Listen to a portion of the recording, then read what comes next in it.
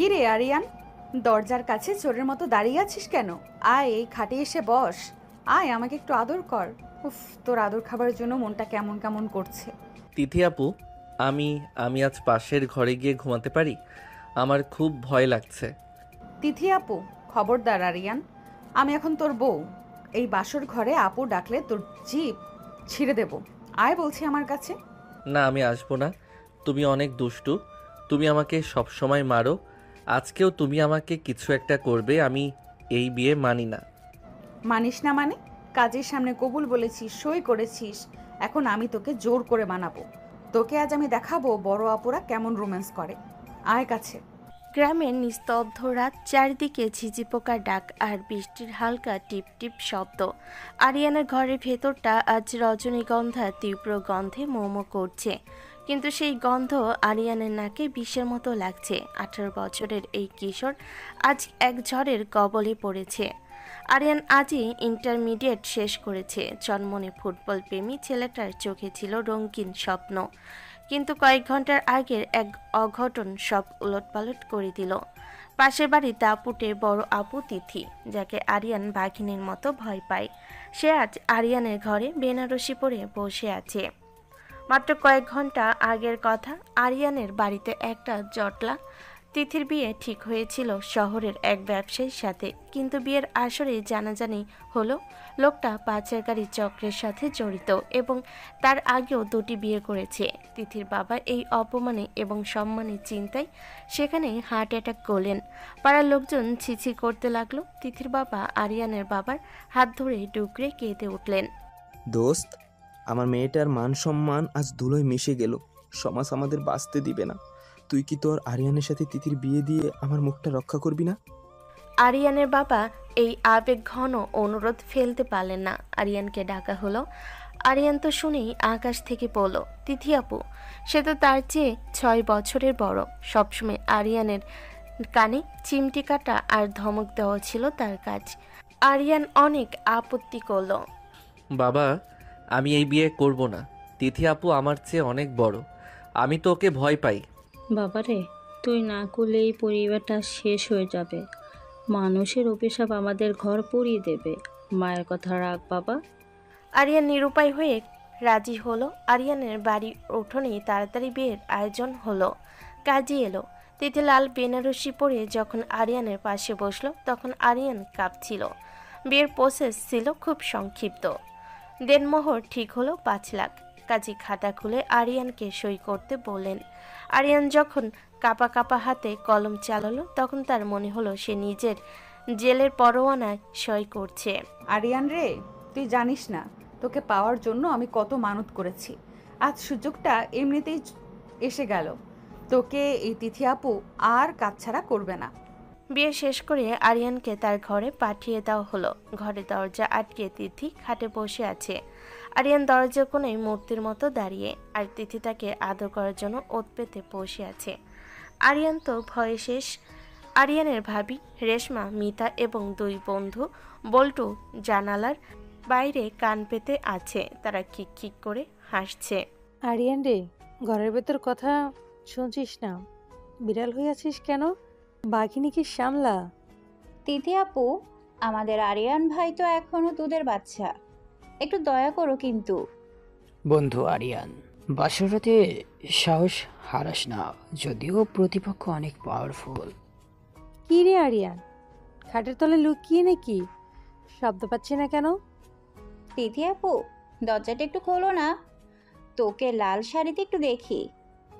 আরিয়ান, বউ কি ধমক দিল নাকি? একটা আওয়াজও দেয় না। এই বল্টু, তুই চুপ থাক। তিথি, আরিয়ানকে বেশি কষ্ট দিস না কিন্তু। তিথি আপু, ভাইয়া কি এখন থেকে তুমি ছোট রাখবে? হাসছি আমরা এখানে।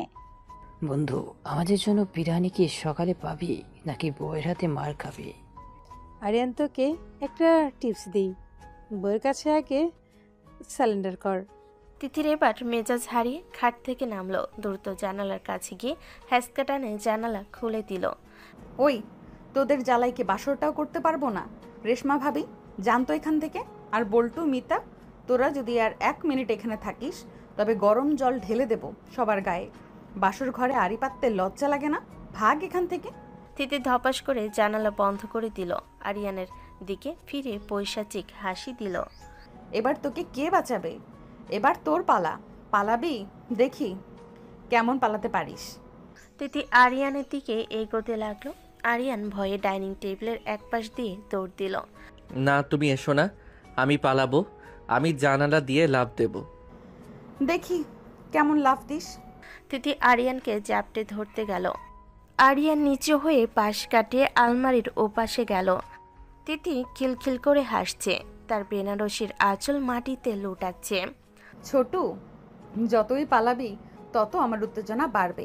আয় কাছে। তুমি অনেক খারাপ, আমি দাদুকে বলে দেব। আরিয়ান দরজার দিকে ছুটল, কিন্তু তিথি চিতাবাঘের মতো লাফিয়ে আরিয়ানের কোমর জড়িয়ে ধরল। আরিয়ান নিজেকে ছাড়িয়ে নিতে লাফালাফি করতে লাগলো। অনেক দৌড়েছিস, এইবার শিকার ধরা পড়েছে। তিথি আরিয়ানকে হিড়হিড় করে টেনে খাটের উপর ফেলল। আরিয়ান উপর হয়ে পড়ে পালানোর চেষ্টা করছিল, কিন্তু তিথি তার ওপর চেপে বসলো। আরিয়ানের দুহাত পিঠের ওপর ধরে ফেলল। তিথি আরিয়ানের কানে ফিসফিস করে, আজ সারা রাত তুই আমার কয়েদি। তোর এই কচি শরীরটা আমি আজ পিষে ফেলবো। ছাড়ো আমাকে, ব্যথা লাগছে। তিথি আপু প্লিজ। আবার আপু? তিথি আরিয়ানকে ঘুরিয়ে চিৎ করলো। আরিয়ানের পাঞ্জাবি বোতামগুলো একটানে ছিঁড়ে ফেলল। আরিয়ানের ফর্সা বুকটা বেরিয়ে এলো। তিথি তার লাল ঠোঁট দিয়ে আরিয়ানের বুকে একটা গভীর কামড় দিল। আহ, মরে গেলাম মা গো। মরবি না, আজ তো তুই নতুন করে জন্ম নিবি। তোর এই ভয় আমাকে আরো বেশি পাগল করছে আরিয়ান। তিথি তার ব্লাউজের হুক খুলে আরিয়ানের উপর হয়ে পড়ল। তার স্তনের চাপে আরিয়ানের দম বন্ধ হওয়ার উপক্রম। তিথি আরিয়ানের ঠোঁট দুটো নিচের দাঁত দিয়ে চেপে ধরল। আরিয়ান যন্ত্রণায় ছটফট করছিল, কিন্তু তিথির পেশিবহুল হাতের চাপে সে নড়তে পারছিল না। তুমি এত নিষ্ঠুর কেন? ছেড়ে দাও আমাকে। আমি নিষ্ঠুর না রে জান, আমি তৃষ্ণার্ত। ছোটবেলা থেকে তোকে পাওয়ার জন্য আমি অপেক্ষা করেছি। আজ সেই মধু আমি চেটে পুটে খাবো। তিথি আরিয়ানের প্যান্টের বেল্ট খুলে ফেলল এক টানে। আরিয়ান লজ্জার আতঙ্কে চোখ বন্ধ করে ফেলল। তিথি তার শাড়ির সব আবরণ ফেলে দিয়ে আরিয়ানের নগ্ন দেহের ওপর নিজের নগ্ন শরীর মেলে দিল। আরিয়ানের সারা শরীর শিউরে উঠল। তিথি আরিয়ানকে পাগলের মতো চুম খেতে লাগলো। উফ, কি করছো তুমি? ছাড়ো। ছাড়বো না, আজ তোকে আমি বড়দের খেলা শেখাবো। তিথি আরিয়ানকে আদর করতে থাকলো। আরিয়ান যখন তিথির সিক্ত স্পর্শ পেল, আরিয়ান এক অদ্ভুত ঘরে চলে গেল। তিথি ধীরে ধীরে নিচে নেমে এসে আরিয়ানকে আদর করতে থাকলো। ওহ, এ কি করছো তুমি? ও গড, খুব অদ্ভুত লাগছে। আহ। তিথি পাগলের মতো আরিয়ানকে আদর করতে লাগলো। আরিয়ান খাটের চাদর খামচে ধরল। তার শরীরের সমস্ত উত্তেজনা এক জায়গায় জমা হতে লাগলো। তিথি এবার উপরে উঠে এসে আরিয়ানের ঠোঁটে চুমু খেয়ে পড়ল। এবার তৈরি হও আরিয়ান, আমি ভেতরে আসছি। তিথি নিজেকে আরিয়ানের উপর বসিয়ে দিল। তিথির চাপে আরিয়ান চিৎকার করে উঠল। মা গো, ফেটে গেল। ছাড়ো বলছি, ছাড়ো বলছি। একটু সহ্য কর জানু, এক্ষুনি মজা পাবি। ও ফারিয়ান, তুই এত হট কেন? তিথি এবার আরিয়ানের উপর শুয়ে আদর করতে লাগলো। আরিয়ানের শরীর বিছানার সাথে ডলে যাচ্ছে। আরিয়ান প্রথমে চিৎকার করলো। ধীরে ধীরে সে এক চরম পুলক অনুভব করলো। সে তিথির কোমর চাপটে ধরল। আহ তিথি, আরো জোরে। উফ, আমি আর পারছি না। হ্যাঁ আরিয়ান, এইভাবেই দে আমাকে সব, আমি শেষ হয়ে যাচ্ছি। তিথি বাঘিনীর মতো আরিয়ানের ওপর গঙ্গাতে গঙ্গাতে নিজের চরম তৃপ্তি খুঁজে পেল। আরিয়ানও দুজনের ঘমর্ত শরীর একাকার হয়ে গেল। আরিয়ান এখন বুঝতে পারল তিথি আপু কেন তাকে এত জ্বালাতন করত। এই মিষ্টি বইয়ের উত্তাপ আজ তার জীবনের সব ভয় ভুলিয়ে দিল। তিথি আরিয়ানের বুকে মাথা রেখে ফিসফিস করে বলল, কাল সকালে আবার খেলা হবে ছোটু, এখন একটু ঘুমা। বাসরাতে সেই ঝোড়ো মাতলামি শেষ হয়েছে ঘন্টা কয়েক আগে। ভোরের আলো এখনো ফোটেনি। আধো অন্ধকার ঘরে রজনীগন্ধার মরা গন্ধটা এখনো ভ্যাপসা লাগছে। আরিয়ান খাটের এক কোণে কুকড়ে শুয়ে আছে। তার শরীরে ব্যথা, ঠোঁটে কামড়ে দাগ, আর মনে প্রচণ্ড এক অপমান বোধ।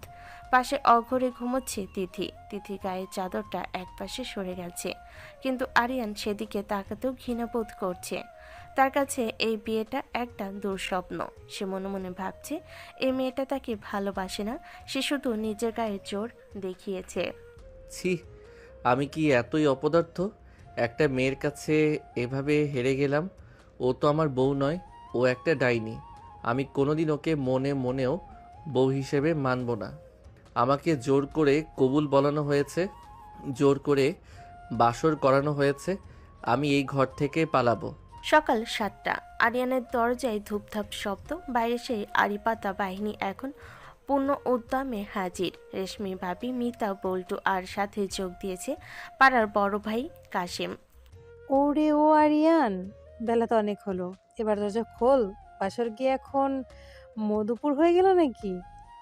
তিথি আপু, আমাদের ভাইয়া কি আস্ত রেখেছো নাকি একদম চিবিয়ে খেয়েছো? একটা সাড়া দাও। বন্ধু আরিয়ান, রাতে তো অনেক দৌড়াদৌড়ি করলি, এখন কি গ্লুকোজ লাগবে? আমরা শরবত নিয়ে আসবো। আরে আরিয়ান ছোট হতে পারে, কিন্তু তিথি তো খেলোয়াড় মানুষ। আরিয়ান মনে হয় এখনো বিছানা ছাড়তে পারছে না। তিথি, ওরে নতুন বউ, ঘর থেকে বের হ, মুখটা দেখি একটু। সারা রাত তো অনেক করছত, বাসর করলি। আরিয়ান উঠে গিয়ে বিরক্তিতে দরজা খুলে দিল। তার উস্কো খুস্কো চুল আর বিধ্বস্ত চেহারা দেখে বাইরে হাসি রোল পড়ল। এ কি রে আরিয়ান, তোকে তো দেখে মনে হচ্ছে জঙ্গলের হাতির কবলে পড়েছিলি। দোস্ত, গলায় ওটা কিসের দাগ? মশা কামড়েছে নাকি বউ আদর করেছে? তোমরা সবাই চুপ করো, একদম বাজে কথা বলবে না। আমি কাউকে বিয়ে করিনি, আর কাউকে বউ মানি না। তোমরা যাও এখান থেকে। আরিয়ানের চেঁচামেচিতে তিথি ঘুম থেকে উঠে দরজার কাছে এলো। এলোমেলো চুলে তাকে আরো বেশি মোহনী আর ভয়ঙ্কর লাগছে। সে আরিয়ানের কাঁধে হাত রাখলো। কি হয়েছে গো?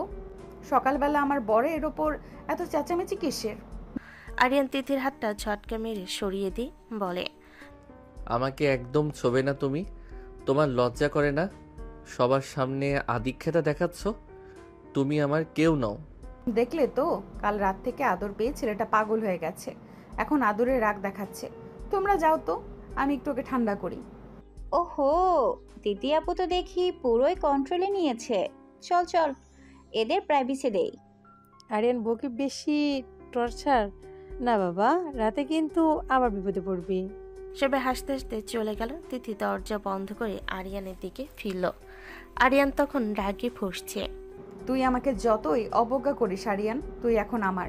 কাল রাতে আমি তোকে প্রমাণ দিয়েছি তুই কতটা আমার। ওটা প্রেম ছিল না তিথি আপু, ওটা ছিল তোমার গায়ের জোর। তুমি একটা জবরদখলকারী। আমি তোমাকে ঘৃণা করি। তোমার সাথে এক ঘরে থাকা আমার কাছে নরকবাসের মতো। তিথি আরিয়ানের একদম কাছে এসে তার বুক স্পর্শ করলো। ঘৃণা করিস? তাহলে কাল রাতে যখন আমি তোর ঘাড় কামড়ে ধরেছিলাম, তখন তুই শিউরে উঠেছিলি কেন? যখন আমার ঠোঁট তোর ঠোঁটে ছিল, তখন তো তুই আমাকে জড়িয়ে ধরেছিলি। ওটা কি ঘৃণা ছিল? ওটা শরীরের উত্তেজনা ছিল, মনের টান নয়। তুমি আমার বড় আপু ছিলে, আছো এবং থাকবে।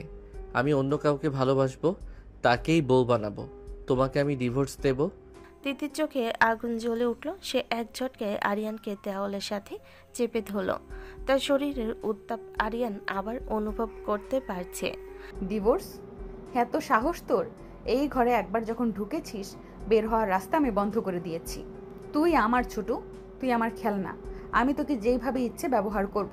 তুই না বললেও আমি জোর করে তোকে আমার কাছে টানবো। তিথি আর কথা না বলে বেরিয়ে পড়ল। দুপুরে খাবার টেবিলে আরিয়ানের মা সবিতা বেগম আরিয়ানকে আদর করে খাওয়াতে বসালেন। পাশে তিথি বসে আছে লক্ষ্মী বইয়ের মতো। আরিয়ান বাবা, রাগ করিস না। তিথি খুব ভালো মেয়ে, তোদের সংসারটা সুখের হবে। মা, তুমি জানো না ও কতটা খারাপ। ও আমাকে সারা রাত। তিথি আরিয়ানের মুখে একটা রসগোল্লা গুজে দিয়ে বলে, মা, ও আসলে বলতে চাইছে সারা রাত আমরা কত গল্প করেছি। ও একটু লাজুক তো, তাই গুছিয়ে বলতে পারছে না, তাই না আরিয়ান? আরিয়ান রসগোল্লাটা মুখ থেকে ফেলে দিয়ে টেবিল থেকে উঠে গেল। তিথি মুচকি এসে আরিয়ানের পাতের বাকি খাবারগুলো নিজের পাতে নিয়ে খেতে শুরু করলো। আরিয়ান বিকালে ছাদে গিয়ে বসেছিল। তার বন্ধুরা বিল্টু, পিয়াল আর শান্ত সেখানে এলো। কিরে দোস্ত, বইয়ের ভয়ে ছাদে পালিয়েছিস? তিথি আপু তো হেভি মাল, তোকে তো কবজাই করে নিয়েছে একদম। আমাদের টিপস দিস তো ভাই। তোরা তো আমার বন্ধু, তোরা অন্তত বোঝ আমি খুব কষ্টে আছি। আমি ওকে চাই না, ও আমাকে জোর করে আটকে রেখেছে। ঠিক তখনই তিথি ছাদে এলো এক ট্রে চা আর বিস্কিট নিয়ে। সে এসে আরিয়ানের পাশ ঘেঁষে বসলো। বন্ধুরা, তোমাদের বন্ধু তো খুব লাজুক। এই যে কাল রাতে ও আমাকে কতবার বলেছে আমি নাকি খুব সুন্দরী। আমি কখন বললাম? মিথ্যেবাদী মেয়ে একটা। তিথি বন্ধুদের দিকে তাকিয়ে চোখ টিপে। দেখেছো, এখন অস্বীকার করছে। লজ্জায় লাল হয়ে যাচ্ছে আমার রাজপুত্র। তোমরা চা খাও, আমি আরিয়ানকে একটু নিচে নিয়ে যাই, ওর মালিশ দরকার, কাল অনেক ধকল গেছে তো। যা দোস্ত, বইয়ের সেবা নেই, আমরা চললাম। রাত হলো। আকাশের বুকে মেঘের ঘন ঘটা আর ঝিঝি পোকার ডাক চাপিয়ে আরিয়ানের বুকের ভেতরটা যেন ড্রামের মতো বাজতে শুরু করলো। ঘরের ভেতর রজনীগন্ধার সেই কড়া মিষ্টি গন্ধটা এখন তার কাছে ঘাম আর কামনার এক অদ্ভুত মিশ্রণ মনে হচ্ছে। আরিয়ানা সিদ্ধান্ত নিয়েছে সে কিছুতেই হার মানবে না। সে খাটের এক কোণায় বালিশের দুর্গ বানিয়ে বসে আছে। তিথি আলমারির থেকে পাতলা একটা সিল্কের নাইটি বের করতেই মুচকি হাসলো। সে আরিয়ানের দিকে তাকিয়ে এক অদ্ভুত দৃষ্টিতে তাকালো। কি রে ছোট, ওভাবে বালিশ নিয়ে কেল্লা বানিয়ে বসে আছিস কেন? ভাবছি সেই তুলোর বালিশ তোকে আমার হাত থেকে বাঁচাবে।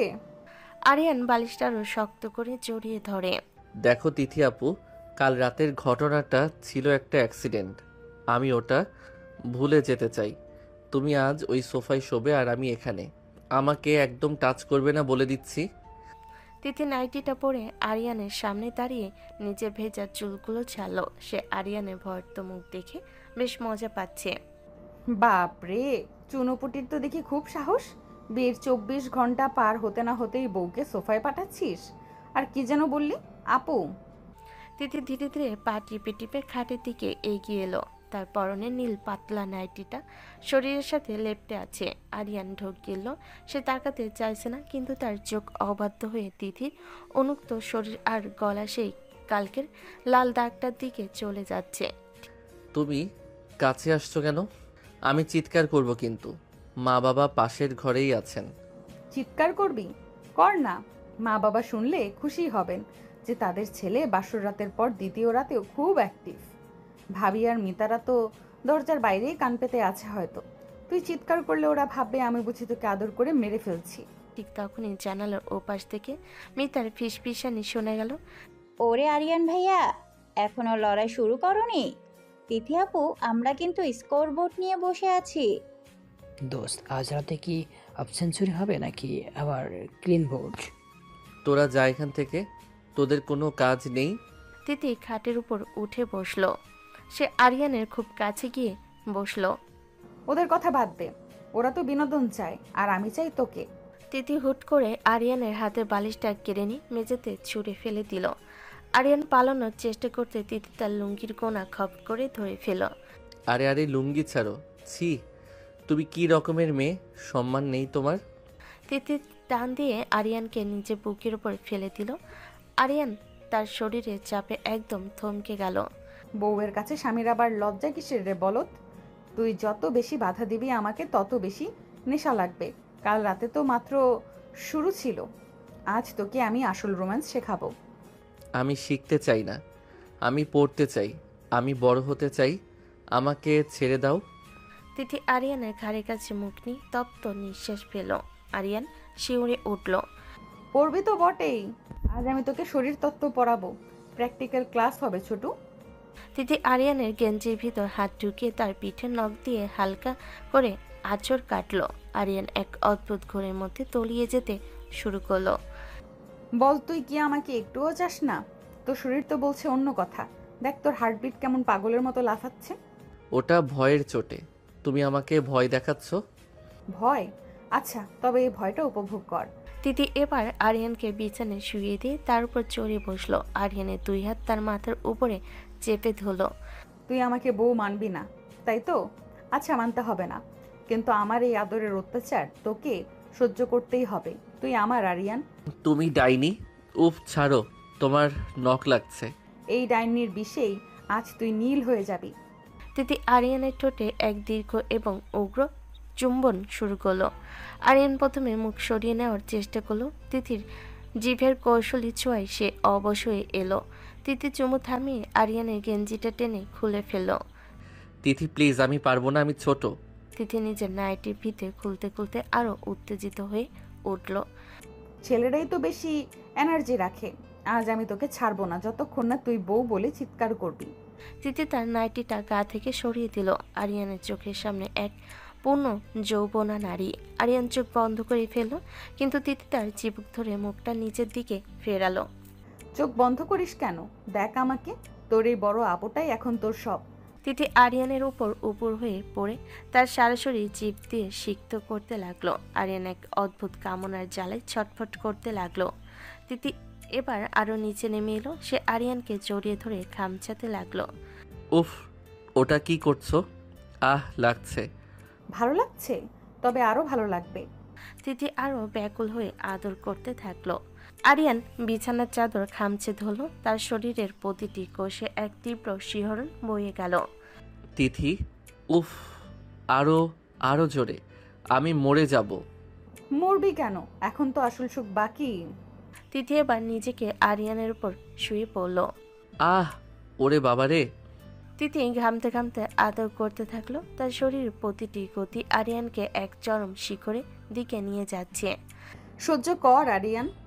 উফ, তুই এত হট কেন? ও, আজ তোকে আমি শেষ করে দেব। তিথি, ও বউ, আমার সোনা বউ, আরো জোরে, আমি আর পারছি না। উফ। তিথি এবার বাঘিনীর মতো গর্জন করতে করতে আরিয়ানের উপর নিজের শরীরের সবটুকু শক্তি উজাড় করে দিল।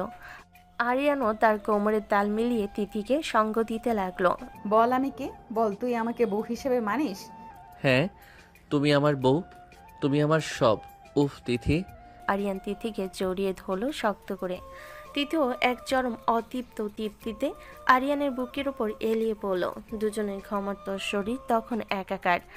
আরিয়ান দেখল তিথির চোখে এক বিজয়ী হাসি। কিরে ছোটু, পালাবি আর? কোথায় পালাবো? তোমার এই মরণ ফাঁদ থেকে পালানোর সাধ্যকার। তুমি আসলেই একটা ডাইনি বউ।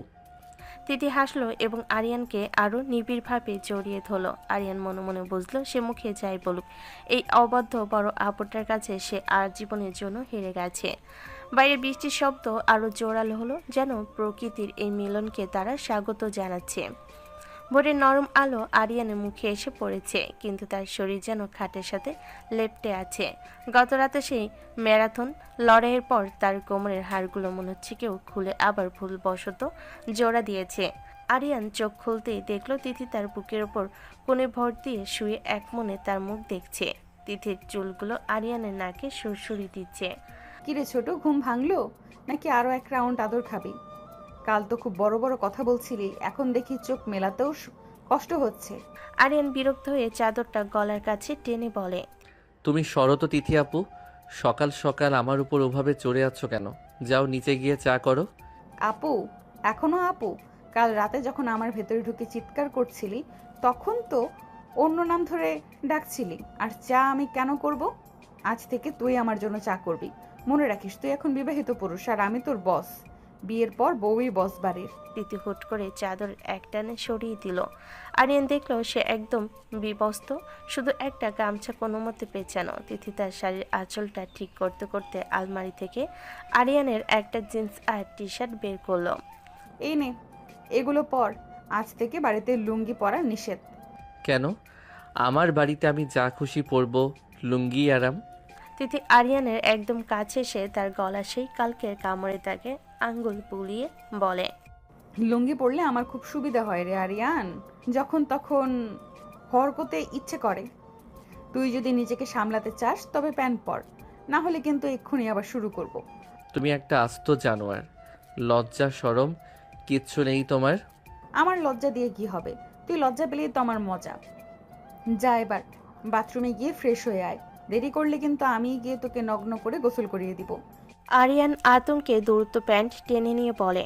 আরিয়ান কোনো মতে নিজেকে গুছিয়ে নিয়ে ঘর থেকে বের হলো। উঠোনে পা রাখতেই সে দেখলো মিতা, রেশমা ভাবি আর কাশিম ভাই গোল হয়ে বসে চা খাচ্ছে। আরিয়ানকে দেখে সবার হাসি যেন বাঁধ মানল। ওরে ও আরিয়ান, আয় বাবায়, তোকে দেখে মনে হচ্ছে আজ সকালে 1 পয়া ওজন কমে গেছে। কি রে, রাতে কি খুব খাটুনি গেছে? আরে ভাবি, আরিয়ান ছোট হতে পারে, কিন্তু ওর স্টিমেনা তো দেখছি অনেক দুর্দান্ত। সারা রাত খাটের পায়ে নড়ার শব্দে আমাদের পাড়ার কুকুরগুলো পর্যন্ত ভয় পেয়ে গেছিল। আরিয়ান ভাইয়া, তোমার গলা ওটা কি মশার কামড়, নাকি তিথি আপু তোমার গলায় নিজের মালিকানা সিল মেরে দিয়েছে? তোমরা সবাই কি শুরু করেছো?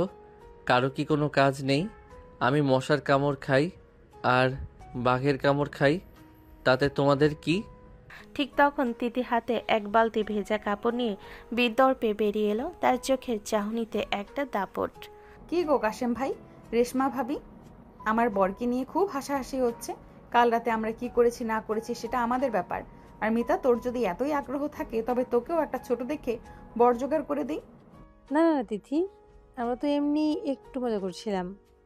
মজা করো, কিন্তু সীমার মধ্যে। আর আরিয়ান, এই নে এই ভেজা লুঙ্গিটা আর আমার এই ছায়াটা নিয়ে তারে মেলে দিয়ে আয়। তিথি গলা স্বর নিচু করে আরিয়ানের কানে কাছে গিয়ে বলে, যদি না মেলিস তবে কাল রাতে সেই ভিডিওটা কিন্তু ল্যাপটপ থেকে মিতার ফোনে পাঠিয়ে দিব, যেখানে তুই আমার পা জড়িয়ে ধরে বলছিলি। আর একটু করো তিথি বউ। তুমি ওটা ভিডিও করেছো? তুমি কতটা নীচ!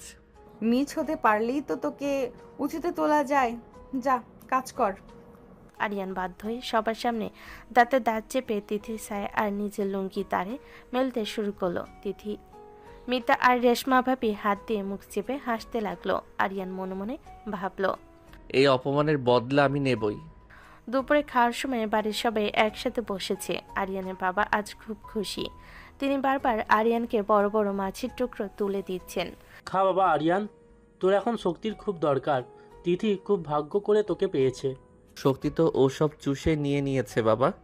ঠিক তখনই আরিয়ান অনুভব করলো টেবিলের নিচে কিছু একটা তার উরুর ওপর সুরসুরি দিচ্ছে। সে বুঝতে পারলো তিথি তার পায়ের পাতা দিয়ে আরিয়ানের জিন্সের ওপর দিয়ে ঘষা দিচ্ছে। আরিয়ান চমকে উঠে চিৎকার করে, উফ মা, টেবিলের নিচে কি যেন কামড়াচ্ছে। কি হবে রে? বিড়াল হবে হয়তো। ওরে পুষি, যা তো এখান থেকে। মা, আসলে আরিয়ান একটু বেশিই পিচ্ছি। ও হয়তো নতুন বিয়ের আমেজটা এখনো নিতে পারছে না। আরিয়ান, ডালটা দেবো? তিথি ডাল দেওয়ার ওসিলাই টেবিলের উপর দিয়ে আরিয়ানের হাত খামচে ধরলো। তার বড় বড় নখ আরিয়ানের চামড়ায় বসে গেল। আরিয়ান যন্ত্রণায় কুকড়ে গেল, কিন্তু সবার সামনে কিছু বলতে পারল না। তিথি নিচু স্বরে শুধু আরিয়ানকে শুনিয়ে বলে, আজ রাতে কিন্তু এর চেয়েও বেশি কামড় খাবি, তৈরি থাকিস। বিকেলে আরিয়ানের দুই বন্ধু বল্টু আর শান্ত ডাকতে এলো মাঠে ফুটবল খেলার জন্য। দোস্ত আরিয়ান, চল মাঠে যাই, আজ বড় ম্যাচ আছে। আরিয়ান খুশিতে লাফিয়ে উঠল। হ্যাঁ চলো চলো, আমি আসছি। আরিয়ান ঘর থেকে বের হতে যাবে অমনি তিথি এক ধামা শাক নিয়ে বারান্দায় এসে বসলো। কোথায় যাওয়া হচ্ছে শুনি? মাঠে যাচ্ছি ফুটবল খেলতে। ফুটবল তো কাল রাতে সারা রাত খেলেছো, এখন ঘরে বসো। এই শাকগুলো বেছে দাও, আজ রাতে আমরা শাক দিয়ে ভাত খাবো। আমি কি শাক বাছার লোক? আমি ফুটবলার, বন্ধুরা ডাকছে। আরিয়ান, আমি যদি একবার উঠি তবে তোর বন্ধুদের সামনেই তোকে কোলে তুলে ঘরে নিয়ে যাব। Choice is yours. কি বললি টিথু আপু, আরিয়ানকে কোলে তুলবে?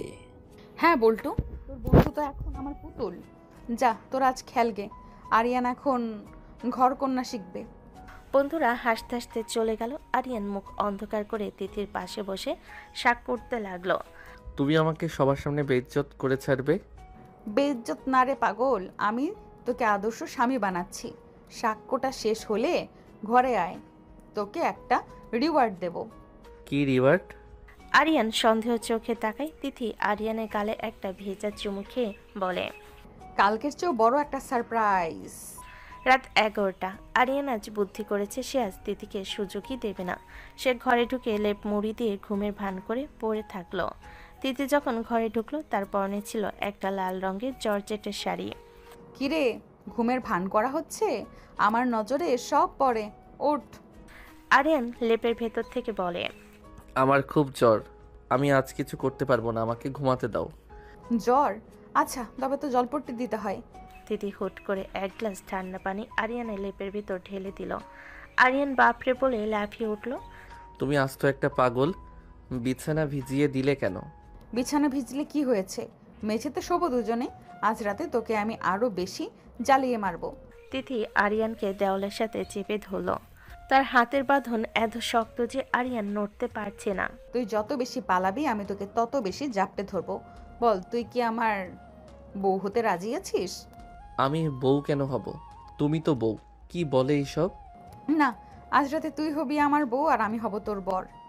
আজ আমি তোকে শাসন করব। হায় আল্লাহ, কি বলে এসব? কার পাল্লায় পড়লাম? তিথি আরিয়ানের গেঞ্জিটা ছিঁড়ে ফেলল। আরিয়ান দেখল তিথির চোখে আজ এক নতুন নেশা। সে বুঝতে পারল এই রাতের লড়াইটা কালকের চেয়েও বেশি ভয়ানক হতে যাচ্ছে। তিথি তাকে বিছানায় ছুঁড়ে ফেলে দিয়ে নিজের উপরে শাড়িটা আলগা করে দিল। তৈরি হও আরিয়ান, আজ রাতে এই ডাইনি তোকে পুরো গিলে খাবে। আরিয়ান আর প্রতিবাদ করতে পারল না। তিথির উত্তপ্ত শরীরের ছোঁয়ায় তার সব পরিকল্পনা ভেস্তে গেল। সে আবার নিজেকে সমর্পণ করলো সেই অবাধ্য বড় আপুটার কাছে, যে এখন তার সর্বে সর্বা। বাইরে তখন ঝড় শুরু হয়েছে আর ঘরের ভেতর শুরু হলো আরেকটা উত্থাল ঝড়। বাসরাতে সেই ঝোড়ো লড়াইয়ের পর দ্বিতীয় রাতটা ছিল আরও অদ্ভুত। আরিয়ান আজ মনে মনে ঠিক করেছে সে কিছুতেই তিতির কাছে নতি স্বীকার করবে না। সে খাটের এক কোণায় একটা বালিশ নিয়ে দেওয়াল ধুয়ে বসে আছে। তিথি হঠাৎ বাথরুমে গেল। বাথরুম থেকে ভেজা চুলে বের হয়ে এলো তিথি। পরনে তার নীল রঙের একটা শাড়ি, কপালে ছোট্ট একটা টিপ। তাকে দেখতে খুব শান্ত মনে হলো। চোখের কোণে সেই চিরচেনা দুষ্টামি। সে আয়নার সামনে দাঁড়িয়ে চুল আস্তে আস্তে আয়নায় আরিয়ানের ভয়ত মুখটা দেখলো। কিরে ছোটু, ওভাবে বালিশ জড়িয়ে ধরে বসে আছিস কেন? ভাবছিস আজ ওটা তোকে বাঁচাবে? দেখো তিথি আপু, কাল রাতে তুমি যা করেছো আমি সব সহ্য করেছি, কিন্তু আজ আমি খুব অসুস্থ। আমার সারা শরীর ব্যথা করছে। তুমি প্লিজ আজ ওই সোফায় গিয়ে ঘুমাও। হুলি বাবালি, আমার বরের বুঝি খুব ব্যথা, তা ডাক্তার ডাকবো নাকি আমি একটু মালিশ করে দেব? খিলখিল করে হেসে বিছানায় উঠে এলো। আরিয়ান বালিশটা আরো শক্ত করে ধরে, না, একদম কাছে আসবে না। আমি চিৎকার করে মা বাবাকে ডাকবো কিন্তু। তিথি কোনো কথা না বলে এক ঝটকায় আরিয়ানের হাত থেকে বালিশটা কেড়ে নিয়ে নিচে ফেলে দিল। আরিয়ান পালানোর চেষ্টা করতে তিথির হাত ধরে নিজের দিকে টান দিল। আরিয়ান ভারসাম্য হারিয়ে তিথির কোলের উপর গিয়ে পড়ল। চিৎকার করবি? কর না। মা বাবা শুনলে ভাববেন নতুন বউয়ের সাথে ছেলে খুব মজা করছে, আর মেয়েতারা তো দরজার বাইরেই কান পেতে আছে হয়তো। তুমি খুব খারাপ। কেন আমাকে এভাবে জ্বালাচ্ছ? আমি তো তোমাকে বিয়ে করতে চাইনি। তিথি আরিয়ানের গালে হালকা করে একটা চিমটি কেটে বলে, তুই চাসনি তাতে কি, আমি তো চেয়েছি। আর এখন যখন তুই আমার ঘরে, তখন তোকে আমার মনের মতো করেই চলতে হবে। তিথি আরিয়ানের খুব কাছে গিয়ে বসলো। আরিয়ান অস্বস্তিতে মুখ ফিরিয়ে নিল। তিথির গায়ের মিষ্টি সুগন্ধ তার চেতনাকে আচ্ছন্ন করে দিচ্ছে। তিথি আরিয়ানের ঘাড়ের কাছে ফিসফিস করে কিছু একটা বলল। উফ, ওভাবে সুরসুরি দিও না তো, ভালো লাগে না। ভালো লাগে না? তবে কাল রাতে কেন আমাকে জড়িয়ে ধরেছিলি? কেন বলেছিলি তিথি বউ আমাকে ছেড়ে যেও না? আমি ওসব কিছু বলিনি, তুমি মিথ্যে বলছো। তিথি এবার আরিয়ানকে বিছানায় শুইয়ে দিয়ে তার উপর ঝুঁকে পড়ল। আরিয়ানের দুই হাত সে নিজের হাতের মুঠোয় শক্ত করে চেপে ধরল। আরিয়ান নড়াচড়া করার চেষ্টা করলো, কিন্তু তিথির শক্তির কাছে সে হার মানল। তুই যত বেশি না বলবি আমি তোকে তত জয় করতে তত বেশি ভালো লাগবে। তুই আমার ছোট, আমার লক্ষ্মী বর। আজ রাতে তোকে আমি ভালোবাসার নতুন পাঠ শেখাবো। আমি শিখতে চাই না, আমি ঘুমাতে চাই। ছাড়ো আমাকে। ঘুমাবি তো বটেই, তবে আমার বুকে মাথা রেখে। তার আগে একটু আদর তো পাওয়াই যায়, তাই না? তিথি আরিয়ানের কপালে আর গালে ছোট ছোট অনেকগুলো চুমু খেতে লাগলো। আরিয়ানের রাগ ধীরে ধীরে কমতে শুরু করলো। সে বুঝতে পারলো এই দাপুটে মেয়ের হাত থেকে তার নিস্তার নেই। তিথি আরিয়ানের শার্টের বোতামগুলো একে একে খুলতে শুরু করলো। তিথি, তুমি কি আমাকে পাগল করে দেবে? পাগল তো তুই হয়েই আছিস, এখন শুধু ধরা দেওয়ার পালা। ঘরের আলোটা আবছা হয়ে এলো। তিথি আরিয়ানের খুব গভীরে মিশে যাওয়ার চেষ্টা করলো। আরিয়ান আর প্রতিবাদ করতে পারল না। সেও তার অবাধ্য হাত দুটো দিয়ে তিথিকে চাপটে ধরল। সারা রাত চলল তাদের মান অভিমান আর মিষ্টি ভালোবাসার এক লম্বা গল্প। আরিয়ান মনে মনে হাসলো। এই শাসন আর আদরের কাছে হার মানাটাও যেন এক অন্যরকম সুখ। বাইরে বৃষ্টির শব্দ আরও বেড়ে গেল, যেন এই ভালোবাসাকে আড়াল করতেই প্রকৃতির এই আয়োজন। আরিয়ান আর তিথির এই অসম লড়াইয়ের সংসার এখন যেন এক রণক্ষেত্র, যেখানে একদিকে আছে তিথির দাপুটের শাসন আর অন্যদিকে আরিয়ানের নিরন্তর পালানোর চেষ্টা। সকাল 10টা, আরিয়ান তখনও গভীর ঘুমে। স্বপ্নের ঘোরে সে ভাবছে সে একজন মস্ত বড় ড্রাগন শিকারী। হঠাৎ তার স্বপ্নের ড্রাগনটা যেন সত্যি সত্যি তার ওপর গরম নিঃশ্বাস ফেলল। আরিয়ান চোখ খুলে দেখল তিথি তার মুখের ওপর একটা হেয়ার ড্রাই ধরে গরম বাতাস দিচ্ছে। আরিয়ান বিছানা থেকে লাফিয়ে ওঠে। তিথি হেয়ার ড্রাইটা বন্ধ করে কোমরে হাত দিয়ে দাঁড়ায়। ওরে বাবারে, আগ্নেয়গিরি ফেটেছে, বাঁচাও। আগ্নেয়গিরি না রে বলদ, এটা তোর বউয়ের রাগ। সূর্য মাথার উপর উঠে গেছে আর তুই এখনো নাক ডেকে এই ঘরটাকে রেলওয়ে স্টেশন বানিয়ে রেখেছিস। ওঠ বলছি। তিথি আপু, তুমি কি দিন দিন পাগল হয়ে যাচ্ছ? এভাবে কেউ ঘুম ভাঙায়? আমার কানে যদি গরম বাতাস লেগে পর্দা ফেটে যেত। আরিয়ান চুলগুলো ঠিক করতে করতে বলে। তিথি আরিয়ানের কানটা ধরে একটা প্যাচ দিয়ে বলে, আবার আপু শোন আরিয়ান, আজ যদি আমার বাবা মায়ের সামনে তুই একবারও আমাকে আপু ডেকেছিস, তবে তোর সব ভিডিও গেমের সিডি আমি বটি দিয়ে কুচি কুচি করে কাটবো। যা ঝটপট ড্রয়িং রুমের কার্পেটটা ঝাড়ু দিয়ে আয়। আরিয়ান যখন ড্রয়িং রুমের কার্পেট ঝাড়ছে তখন সেখানে হাজির হলো তার বড় ভাই কাশেম আর ভাবি। কিরে আরিয়ান, বাসরাতের পর কি ঘরদোর সাফ করার কন্ট্যাক্ট নিয়েছিস নাকি? আরে কাশেম, বোঝো না কেন? দিদি তো বাঘিনী, ওকে আরিয়ানকে শান্তিতে থাকতে দেবে? আরিয়ান, বালিটা নিয়ে বাথরুমটাও একটু মেজে ফেলো তো বাবা।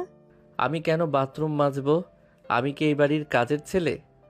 তিথি রান্নাঘর থেকে চামচ হাতে বেরিয়ে এলো। কাজের ছেলে হবি কেন? তুই হচ্ছিস আমার গৃহপালিত বর। তুই কাজ করলে আমি তোকে রাতে স্পেশাল রিওয়ার্ড দেব। এখন যা, না গেলে কিন্তু সবার সামনে তোকে কোলে তুলে বাথরুমে নিয়ে যাব। ড্রয়িং রুমে আরিয়ানের শ্বশুর আজমল সাহেব আর শাশুড়ি আমিনা বেগম এসে বসেছেন। আরিয়ান সাদা পাঞ্জাবি পরে খুব ভদ্র সেজে তাদের সামনে এসে বসে। সে ভাবলো এখন অন্তত শ্বশুরবাড়ির লোকজনের সামনে সে একটু জামাই আদর পাবে। কি বাবাজি আরিয়ান, পড়াশোনা তো শেষ হলো, এখন সংসারের জল টানতে কেমন লাগছে? আমাদের মেয়েটা কি খুব বেশি চালাচ্ছে? জি না আব্বা, তিথি তো খুব। তিথি রান্নাঘর থেকে চিৎকার করে, আরিয়ান, আব্বা আমার শরবত খাওয়া শেষ, এবার একটু রান্নাঘরে এসে পেঁয়াজগুলো কুচি করে দাও না, আমার নখ তো বড়, কাটতে অসুবিধা হচ্ছে। আজমল সাহেব চশমার উপর দিয়ে আরিয়ানের দিকে তাকালেন। আরিয়ানের বাবাও সেখানে বসেছিলেন। তিনি মুচকি হাসলেন। আরে বেআই সাহেব, আপনার মেয়ে তো আমার ছেলেকে একদম সোনার ছেলে বানিয়ে ফেলেছে। আরিয়ান, যা তো বাবা, তিথিকে একটু সাহায্য কর। তিথি, মেহমানের সামনে এসব কি? ইজ্জত তো সব শেষ। লোকে ভাববে আমি বুঝি বউয়ের আঁচল ধরা ছেলে। আরিয়ান ফিসফিস করে তিথির কাছে। তিথি আরিয়ানের পাঞ্জাবির কলার ঠিক করে দিয়ে সবার সামনে বলে, আহা আরিয়ান, লজ্জা কিসের? আমার আব্বা আম্মা তো জানেই যে আমরা কাল রাতে কতটা ব্যস্ত ছিলাম। যাও পেঁয়াজ কাটো। এই মেয়ে মান সম্মান সব শেষ করে দেবে। আরিয়ান যখন রান্নাঘরে পেঁয়াজ কাটছে তখন মিতা আর বল্টু জানালার ওপাশে দাঁড়িয়ে খিলখিল করে হাসছে। মিতা এবার আরিয়ানকে আরো বেশি নাঝাল করার এক নতুন ফন্দি করলো। আরিয়ান ভাইয়া, তিথি আপু ডাকছে, বলছে উপরে নাকি একটা ইঁদুর মরে পড়ে আছে, ওটা তোমাকে সরাতে হবে, না সরালে নাকি তিথি আপু আজ রাতে তোমার সাথে এক বিছানায় শুবে না। ইঁদুর সরাবো? আমি কি ম্যাথন নাকি? আমি যাব না। বল্টু, তুই আমার বন্ধু না? তুই একটু সরিয়ে দে না। দোস্ত, বউ তো তোর, ইঁদুর সরাব আমি। তিথু আপু যদি শোনে আমি ওটা সরিয়েছি তবে তো আমাকেও ঘর মোছাতে পাঠাবে। আরিয়ান, আমি কি আসবো ওই ইঁদুরটা নিয়ে তোমার পাঞ্জাবির পকেটে ঢুকিয়ে দিতে? 3 গুনবো, 1 2। 3 বলার আগেই আরিয়ান ইঁদুর সরাতে ছুটল। বুলটু আর মিতা তখন মেঝেতে গড়াগড়ি খেয়ে হাসছে। কাশেম ভাই পাশ দিয়ে যাচ্ছিলেন, তিনি বললেন, আরিয়ান রে, তোর বাসরাতের চেয়ে বাসে বিয়ের খাটনি দেখছি বেশি। দুপুরে খাওয়ার টেবিলে রাজকীয় আয়োজন, ইলিশ মাছ, খাসির মাংস সবই আছে। আরিয়ানের শাশুড়ি খুব আদর করে আরিয়ানকে ইলিশের পেটি তুলে দিচ্ছেন। বাবা আরিয়ান, ইলিশ মাছটা খাও, খুব তাজা। তিথি আরিয়ানের পাতে এক গাদা তেতো করলা ভাজি আর করলার রস দিয়ে বলে, আম্মা, ইলিশ মাছ তো খাবেই, কিন্তু তার আগে এই করলাগুলো সবটুকু খেতে হবে। কাল রাতে তো খুব এনার্জি খরচ করেছো, আজ এটা খেলে মেজাজ ঠান্ডা থাকবে। আস্তাগফিরুল্লাহ, কি বলো এসব তিথি? আরিয়ান করলা চিবুতে চিবুতে তিথিকে মনে মনে জমের মতো গালি দিচ্ছে। আরিয়ান অনুভব করলো টেবিলের নিচে তিথি তার পায়ের পাতা দিয়ে আরিয়ানের উরুতে সুড়সুড়ি দিচ্ছে। আরিয়ান চমকে উঠে ইলিশের কাঁটা গলায় বিধিয়ে ফেলল। পানি পানি, উফ মরে গেলাম। ওমা, আমার বরটা দেখে করল্লা খেয়ে কুপোকাত। রাতে যখন আমি তোকে এর চাইতেও তেতো রোম্যান্স উপহার দিব, তখন কি করবি? তিথি আরিয়ানকে একটু কম জ্বালাও, ছেলেটা তো সুখী অর্ধেক হয়ে গেল। বিকেলে মেহমানরা একটু বিশ্রাম নিতে গেলে আরিয়ান চুপি চুপি ছাদের এক কোণে গিয়ে বসলো। সে ভাবলো এখন অন্তত একটু মুক্তি পাবে, কিন্তু তিথি সেখানেও হাজির, হাতে এক গ্লাস দুধ। কিরে ছোট, এখানে একা একা কি করছিস? আমার কথা কি খুব বেশি মনে পড়ছে? এই নে দুধটা খেয়ে নে, রাতে তো আবার ডিউটি আছে। একদম না, আমি ভাবছি কিভাবে এই জেলখানা থেকে পালানো যায়। তুমি আমাকে সবার সামনে হাসির পাত্র বানিয়েছো, আমি তোমাকে ডিভোর্স দেব। তিথি আরিয়ানের একদম কাছে এসে তার পাঞ্জাবির কলার ধরে নিজের দিকে টেনে বলে, ডিভোর্স? এত সাহস তোর? শোন আরিয়ান, তুই আমার মনের খাঁচায় বন্দি একটা পাখি। তুই ডানে যাবি তো আমি ডানে, বামে যাবি তো আমি বামে, আর ডিভোর্স দিলে আমি তোকে ধরে আবার বিয়ে করব। আরিয়ান তিথি কোমরে হাত রেখে কাছে টেনে নেয়। তাই বুঝি? তবে আমার একটা শর্ত আছে। আজ রাতে আমি তোমাকে শাসন করব। কাল রাতে তো তুমি আমাকে এক চুলও নড়তে দাওনি। আজ রাতে আমি হব বর, আর তুমি হবে আমার ছোট বউ। তিথি অবাক হয়, এই প্রথম আরিয়ান এভাবে বলে। সে মুচকি হেসে আরিয়ানের কানের লতিতে একটা কামড় দিয়ে বলে, আগে ঘর মোছা শেষ কর, তারপর দেখা যাবে। আজ রাতে যদি তুই আমাকে খুশি করতে পারিস তবে তোকে আমি একদিনের ছুটি দেব, আর যদি না পারিস তবে কাল তোকে শাড়ি পরিয়ে মেকআপ করিয়ে দেব। তুমি একটা আস্ত জানোয়ার বউ, কিন্তু কেন জানি এই ডাইনির মায়াতেই আমি আটকে গেছি। আরিয়ান তিথির কপালে একটা গভীর চুমু খেলো। ঠিক তখনই নিচ থেকে মিতা চিৎকার করে উঠল, ওরে ও আরিয়ান ভাইয়া, ছাদেও কি বাসর শুরু করে দিলে নাকি? নিচে আব্বা ডাকছে। আরিয়ান আর তিথি দুজনে হেসে ফেল। আরিয়ান বুঝলো এই তিথি তার জীবনের সবটুকু আনন্দ আর অশান্তির উৎস। সকাল 8টা। আরিয়ান ভেবেছিল আজ ছুটির দিন একটু বেলা পর্যন্ত ঘুমাবে, কিন্তু তার কপালে শান্তি নেই। তিথি এক বালতি ভেজা কাপড় নিয়ে ঘরে ঢুকে আরিয়ানের পায়ের উপর আছড়ে পড়ল। ওই ছোট, ওঠ, এই নে ফর্দ, আর এই নে বাজারের থলি। আজ আমার বাড়িতে তোর বন্ধুরা আসবে দাওয়াত খেতে। বড় দেখে একটা জ্যান্ত শিং মাছ আর খাসির রান নিয়ে আসবি। খবরদার মরা মাছ আনলে তোকে দিয়েই ছাড়াবো। আমি পারবো না। আজ মাঠে ফাইনাল খেলা, বন্ধুরা দেখলে আমার ইজ্জত থাকবে না। পাড়ার মোড়ে ব্যাগ হাতে দাঁড়িয়ে থাকা মানে আমার ফুটবল ক্যারিয়ার শেষ। আরিয়ান চক কসলাতে থাকে। তিথি আরিয়ানের পাঞ্জাবির কলার ধরে নিজের দিকে টেনে নেয়। ক্যারিয়ার তো আমি কাল রাতেই শেষ করে দিয়েছি রে বলদ। এখন ব্যাগ হাতে নিবি নাকি তোকে কোলে তুলে বাজারে নিয়ে গিয়ে সবার সামনে বলবো, দেখুন আমার বর বাজার করতে লজ্জা পাই? আরিয়ান নিরুপায় হয়ে বাজারের থলি হাতে বের হলো। পাড়া মরে যেতে তার চিরশত্রু পল্টু আর শান্তর পাল্লাই পড়ল। কিরে আরিয়ান, হাতে ওটা কি? লুই ভিটেনের ব্যাগ নাকি বাজারের থলি? দোস্ত, শিং মাছ কি তোকে কামড়াবে নাকি তুই মাছকে কামড়াবি? বাসর রাতের পর তো দেখছি তোর চেহারা শুকিয়ে শুটকি হয়ে গেছে। তোরা থামবি? তিথি শিং মাছ খেতে চেয়েছে, না নিলে আজ রাতে আমাকে শিং মাছের মতো গরম জলে চুবাবে। তোরা বুঝবি না বাঘিনী পোষা কত কঠিন। বাজার থেকে ফেরার পর আরিয়ান ভেবেছিল এবার রেহাই পাবে, কিন্তু তিথি তাকে টেনে নিয়ে গেল রান্নাঘরে। সেখানে আগে থেকে হাজির ছিল রেশমা ভাবি আর পাশের বাড়ির চঞ্চল মিতা। আরিয়ান, আজ আমি রান্না করব না, আজ তুই বন্ধুদের রান্না করে খাওয়াবি। এনে পেঁয়াজ এগুলো কুচি কর। আমি পেঁয়াজ কাটবো? আমি কি বাবুর্চি? মা দেখো না তোমার আদরের বউ আমাকে দিয়ে কি করাচ্ছে। আরিয়ান, মা তো এখন পাড়ায় গল্প করছে তার ছেলে কত গুণী। তিথি, তুই তো জামাকে একদম হাতের পুতুল বানিয়ে ফেলেছিস। আরিয়ান ভাইয়া, পেঁয়াজ কাটতে গিয়ে চোখে পানি আসছে কেন? বউকে খুব মেরেছে নাকি? মিতা তুই চুপ থাক। তিথি আপু থুরি, তিথি যে কি জিনিস তোরা জানিস না, ও মনে হয় গত জন্মে হিটলার ছিল। আরিয়ান চোখ মুছতে মুছতে অবস্থা খারাপ। তিথি আরিয়ানের কোমরে একটা গোলাপি রঙের অ্যাপ্রন পরিয়ে দিয়ে বলে, হিটলার কি তোকে আদর করতো? এই তো লক্ষ্মী ছেলের মতো পেঁয়াজ কাটছিস। শোন, লবণ কম হলে কিন্তু তোকে দিয়ে নুন চা খাওয়াবো। দুপুরবেলা আরিয়ানের বন্ধুরা খেতে এসেছে। তাদের সাথে হুট করে হাজির হলো আরিয়ানের স্কুল জীবনের ক্রাশ নীলা। নীলা আসতেই আরিয়ানের চোখে মুখে একটা অন্যরকম জন্মনে ভাব চলে এলো। সে একটা ভাব নেওয়ার চেষ্টা করলো। আরিয়ান, তোমাকে তো চেনাই যাচ্ছে না। তুমি কি সত্যিই বিয়ে করে ফেলেছো? তাও আবার তোমার তিথি আপুকে? হ্যাঁ, মানে বড়দের কথা তো ফেলতে পারি না, তবে তিথি আমাকে খুব ভয় পায়। জানো তো, আমি যা বলি তাই হয়। তিথি তখন ট্রেতে করে খাবার নিয়ে আসছিল। আরিয়ানের কথা শুনে তার চোখের মনে স্থির হয়ে গেল। সে খুব শান্তভাবে নীলার পাশে এসে বসলো। ওমা নীলা, তুমি এসেছো? আরিয়ান ঠিকই বলেছে, আমি ওকে খুব ভয় পাই। তাই তো ওকে দিয়ে সকাল থেকে ঘর মুছিয়েছি, বাজার করিয়েছি, আর এখন রান্নাও করিয়েছি। আরিয়ান, যাও তো ডালটা নিয়ে আসো। ওরে আরিয়ান, তোর ভয় তো দেখি খুব মারাত্মক। নীলা দেখ, তোর ক্রাশ এখন পাতিলের ডাল ঘোরাচ্ছে। আরিয়ান, তুমি তো বলেছিলে তুমি বাঘ, এখন তো দেখছি তুমি বেড়াল। ও তো আমার পোষা বিড়াল নীলা। আমি যখন ডাক দেই মিউ, ও তখন সব কাজ ফেলে চলে আসে, তাই না আরিয়ান?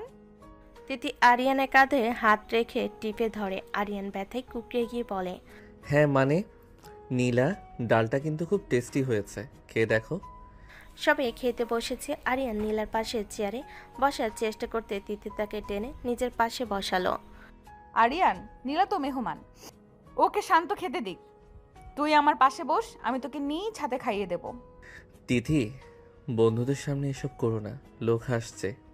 তিথি আরিয়ানের মুখে একটা বড় করলার টুকরো গুজে দিয়ে বলে, লোক হাসলে হাসুক, তুই খা। আর নীলা, তুমি শোনো, আরিয়ান কিন্তু রাতে খুব ভালো গান গায়, তবে গানটা শুধু আমার জন্যই গায়। কিরে আরিয়ান, গান শোনাবি নাকি? গান না, আমি আজ রাতে একটা বিপ্লব করব। রাত 12টা। বন্ধুরা বিদায় নিয়েছে। আরিয়ান ঘরে ঢুকে দরজা লাগিয়ে রাগে ফুঁসছে। সে আজ ঠিক করেছে তিথির সাথে কথা বলবে না। তিথি, তুমি আজ যা করেছো ওটা ঠিক হয়নি। নীলার সামনে তুমি আমাকে একদম ছোট করে দিয়েছো। আমি কি তোমার চাকর? তিথি শাড়ির আঁচলটা ঠিক করতে করতে আয়নার সামনে দাঁড়ালো। ও, নীলার সামনে হিরো হতে চেয়েছিলে, তাই বুঝি? শোন আরিয়ান, নীলা তোর ক্রাশ হতে পারে, কিন্তু আমি তোর ক্রাশার। আমি তোকে পিষে ফেলি। আমি আর এই ঘরে থাকবো না, আমি অন্য ঘরে গিয়ে শোবো। তিথি আরিয়ানের হাত ধরে হ্যাঁচকা টেনে বিছানায় ফেলে দিয়ে বলে, অন্য ঘরে? এত বড় সাহস তোর? কাল রাতের কথা ভুলে গেলি? তিথি আরিয়ানের উপর উপর হয়ে বসে তার কপালে নিজের কপাল ঠেকালো। আরিয়ানের সব রাগ যেন নিমিষে কর্পূরের মতো উড়ে গেল। শোন ছোট, নীলা বা অন্য কেউ আসুক, তুই শুধু আমার। আমি তোকে শাসন করি কারণ তোকে ছাড়া আমি অসম্পূর্ণ। বল, তুই কি আমাকে ছেড়ে যাবি? তুমি তো আমাকে যাওয়ার সুযোগই দাও না। তুমি একটা আস্ত ডাইনি। ওই ডাইনির মায়াতেই তো তুই বন্দি। এবার বল, নীলা কি আমার চেয়ে বেশি সুন্দরী? না, তুমি সবচেয়ে ভয়ঙ্কর সুন্দরী। তিথি হাসলো। আরিয়ানের বুকের লোমগুলো টেনে ধরলো। আরিয়ান ব্যথায় কুকিয়ে উঠল। তিথির ঠোঁটের উষ্ণতায় সব ভুলে গেল। সারা রাত চলল তাদের সেই অম্ল মধুর প্রেম। আরিয়ান বুঝলো সে যতই বিপ্লব করুক, দিন শেষে তিথির এই স্বৈরাশাসন তার জীবনের সবচেয়ে বড় সুখ। বাইরে বৃষ্টির ঝমঝম শব্দ আর ঘরের ভেতর দুই হৃদয়ের অসম লড়াই। সকাল 7টা। আরিয়ান স্বপ্ন দেখছিল সে লিওনেল মেসির সাথে পেনাল্টি শুট আউট করছে। ঠিক গোলটা দেওয়ার আগ মুহূর্তে তার পিঠে প্রচণ্ড এক ঠান্ডা পরশ লাগলো। আরিয়ান লাফিয়ে উঠে দেখলো তিথি এক গামলা ভেজা কাপড় নিয়ে তার পিঠের উপর বসে আছে। ওরে বাবারে, বরফ পড়ছে। তিথি, তুমি কি আমাকে হার্ট অ্যাটাক করিয়ে বিধবা হতে চাও? বিধবা হতে আমার বয়েই গেছে। আজ পাড়ায় বড় ম্যাচ। আমি জানি তুই যাওয়ার জন্য ছটফট করছিস, কিন্তু তার আগে ঘরটা মুছতে হবে। ফিনাল দিয়ে একদম ঝকঝকে করবি, যাতে আমি আয়নার বদলে মেঝেটাতে মুখ দেখতে পারি। আমি কেন ঘর মুছবো? বল্টুরা নিচে দাঁড়িয়ে শীষ দিচ্ছে। আমি ফুটবলার, আমি ঘর মোছানি নই। তুই ফুটবলার তো বটেই, তবে আমার মাঠের একমাত্র খেলোয়াড়। যা বালতি নিয়ে আয়, না হলে কিন্তু তোর ওই দামি বুট জোড়া আমি আজ ভাতের পাতিলে সিদ্ধ করব। আরিয়ান যখন নাকে মুখে গামছে বেঁধে মেঝে মুছছে, ঠিক তখনই জানালা দিয়ে উকি দিল মিতা আর বল্টু। ওরে দোস্ত, এটা কি দেখছি? গোলকিপার আরিয়ান এখন ঘরে কিপার। আরিয়ান ভাইয়া ফিনাইলটা একটু বেশি করে দিও। তিথি আপু কিন্তু হাইজিন নিয়ে খুব সিরিয়াস। আরিয়ান রাগে ঝাড়ুটা জানালার দিকে ছুঁড়ে মেরে, তোরা যা এখান থেকে, তোদের কি নিজের কোনো ঘর নেই? যা। ঘর মোছা শেষ হতেই আরিয়ান ভেবেছিল এবার মুক্তি, কিন্তু তিথি তাকে টেনে নিয়ে গেল রান্নাঘরে। সেখানে আজ 3 ধারণের জায়গা নেই। রেশমা ভাবি, শান্তর মা আর পাড়া 2 চঞ্চল ভাবি আগে থেকে হাজির। আরিয়ান, আজ তুই শিলপাটায় মশলা পিসবি। আমার মিক্সারটা নষ্ট হয়ে গেছে। এই নে শুকনো মরিচ আর হলুদ, একদম মিহি করে বাটবি। আমি মশলা পিসবো? আমার হাত কি পাথরের তৈরি? আমার হাত জ্বালা করবে। আরে আরিয়ান, ঘামছিস কেন? দিদি তোকে মজবুত বানাচ্ছে। জামাই যত মশলা পিসবে, বইয়ের ভালোবাসা তত গাঢ় হবে। তিথি, তুই তো জামাইকে একদম কাদার তাল বানিয়ে ফেললি। ও তো দেখছি কাল থেকে শাড়ি পরে ঘুরবে। আরিয়ানের মশলা পিষতে পিষতে চোখ দিয়ে জল পড়ছে। শাড়ি পরলে অন্তত ঘর মোছা থেকে তো বাঁচতাম। মা, দেখো তোমার আদরের পুত্রবধূ আমাকে দিয়ে কি করাচ্ছে। আরিয়ানের চোখের জল নিজের আঁচল দিয়ে মুছে দিয়ে বলে, আহা রে, আমার সোনা বরের বুঝে খুব কষ্ট হচ্ছে। ঠিক আছে, মশলা বাটা শেষ হলে তোকে আমি নিজের হাতে গোসল করিয়ে দিব, কেমন? তিথির এই ওভেন অফার শুনে উপস্থিত ভাবিদের মধ্যে হাসির রোল উঠল। আরিয়ান লজ্জে মশলার মধ্যে মুখ লুকানোর চেষ্টা করলো। বিকেলবেলা আরিয়ান অনেক অনুনয় বিনয় করে শেষমেশ মাঠে নামার অনুমতি পেয়েছে। আরিয়ানের দল বনাম বল্টুর দলের হাড্ডাহাড্ডি লড়াই। গ্যালারিতে পাড়ার সবাই উপস্থিত। হুট করে গ্যালারিতে আবির্ভাব ঘটল তিথির। পরনে লাল শাড়ি, চোখে কালো চশমা আর হাতে একটা বড় পানির বোতল। আরিয়ান, গোল না দিলে আজ রাতে কিন্তু তোকে বারান্দায় শুতে হবে, মনে রাখিস। দোস্ত, তোর বউ তো গ্যালারি থেকে কামড় দিচ্ছে। গোল না দিলে তো তোর খবর আছে। আরিয়ান তিথির ধমক শুনে যেন অতি মানবিক শক্তি পেল। সে বল্টুকে নিয়ে ডি-বক্সের ভেতর ঢুকে পড়ল। বল্টু তাকে বাধা দেওয়ার চেষ্টা করতে তিথি চিৎকার করে উঠল, বল্টু, আমার বরের গায়ে যদি ধাক্কা লাগে তবে তোর কান ছিঁড়ে ফেলবো। ভয়ে বল্টু সরে গেল আর আরিয়ান এক শট দিয়ে গোল করে ফেল। পুরো মাঠ তখন আরিয়ান আরিয়ান শব্দে কাঁপছে। কিন্তু আরিয়ান জানে এ জয় কৃতিত্ব তার নয়, গ্যালারিতে বসে থাকা ওই স্বৈরা শাসকের। সন্ধেবেলা আরিয়ান আর তিথি প্রথমবার তিথিদের বাড়িতে নাইরে গেছে। সেখানে গিয়ে আরিয়ান ভাবল এবার অন্তত সে একটু জামাই ইজ্জত পাবে, কিন্তু সেখানেও বিপদ ওত পেতেছিল। তিথির ছোট বোন শম্পা আরিয়ানের জন্য এক বাটি তেঁতুলের আচার নিয়ে এলো। দুলা ভাই, আমাদের এখানে নিয়ম আছে, জামাইকে বাটি ভর্তি আচার খেয়ে দেখাতে হয় যে তার ধৈর্য কতটুকু। শম্পা, আমি তো টক খাই না। তিথি আরিয়ানের পাশ ঘেঁষে বসে আচারের চামচটা তার মুখে পুড়ে দিয়ে বলে, খাবে না কেন? টক খেলে তোর মুখটা লাল হয়, আর ওটা দেখতে খুব কিউট লাগে, তাই না আব্বা? শ্বশুর আজমল সাহেব হেসে কুটি কুটি। আরিয়ান টক খেয়ে টক মিষ্টি মুখ করে বসে রইল। হুট করে তার লুঙ্গিটা আলগা হয়ে গেল। সে তো অপ্রস্তুত। তিথি, আমার লুঙ্গি খুলে যাচ্ছে, ধরো। তিথি সবার সামনে আরিয়ানের কোমর জড়িয়ে ধরে, সব লজ্জা কিসের? আমি তো আছি, এসো আমি তোমার লুঙ্গিটা নতুন করে বেঁধে দেই। আবার সামনে তিথি যেভাবে আরিয়ানের কোমর জাপটে ধরে তাকে ভেতরের ঘরে নিয়ে গেল, তাতে শ্বশুরবাড়ির লোকজন বুঝলো আরিয়ান আর আরিয়ানের জায়গায় নেই। সে এখন তিথির সম্পূর্ণ সম্পত্তি। রাত তখন গভীর। আরিয়ান তিথির পুরনো ঘরের বিছানায় শুয়ে আছে। আজ খুব ক্লান্ত, কিন্তু তিথি তখনও আয়নার সামনে দাঁড়িয়ে নিজের সাজ খুলছে। তিথি, আজ আমাকে মাফ করে দাও। সারা দিন যে খাটনি গেছে আমি আর পারছি না। তিথি নাইটিটা গায়ে চাপতে চাপতে আরিয়ানের দিকে ফিরল। মাফ? আমার ডিকশনারিতে তো ওই শব্দটা নেই ছোট। আজ তুই গোল দিয়েছিস, তার রিওয়ার্ড তো নিতেই হবে। আরিয়ান বিছানা থেকে নামার চেষ্টা করে। আমি রিওয়ার্ড চাই না, আমি ঘুমাতে চাই। তিথি এক ঝটকায় আরিয়ানকে বিছানায় আশ্রয় ফেলল। সে আরিয়ানের দুহাত নিজের মাথার উপর চেপে ধরে তার বুকের উপর চড়ে বসলো।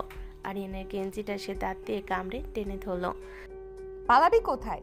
তুই আজ হিরো হয়েছিস পাড়ার সামনে, কিন্তু আমার সামনে তুই এখনো সেই ভেজা বেড়াল। বল, তুই কি আমার বাধ্য হবি না? তুমি একটা সর্বনাশী। তুমি আমাকে মানুষ হিসেবে থাকতে দেবে না। তিথি আরিয়ানের ঠোঁটের নিচে ঠোঁট ঘষতে ঘষতে বলে, আমি তোকে মানুষ নয়, তোকে আমার প্রেমিক পুরুষ বানাতে চাই। তিথি আরিয়ানের সারা শরীরে নিজের নখ আর দাঁত দিয়ে ভালোবাসার মানচিত্র আঁকতে শুরু করলো। আরিয়ান যতই নানা করছিল তার শরীরে ততই তিথির প্রতিটি ছোঁয়ায় আগুনের মতো জ্বলতে লাগলো। তিথি আরিয়ানের কানের লতিতে কামড় দিয়ে ফিসফিস করে বলল, আজ রাতটা শুধু আমার আর তোর আরিয়ান। কাল আবার তুই আমার ঘর মুছবি, কিন্তু আজ তুই আমার রাজা।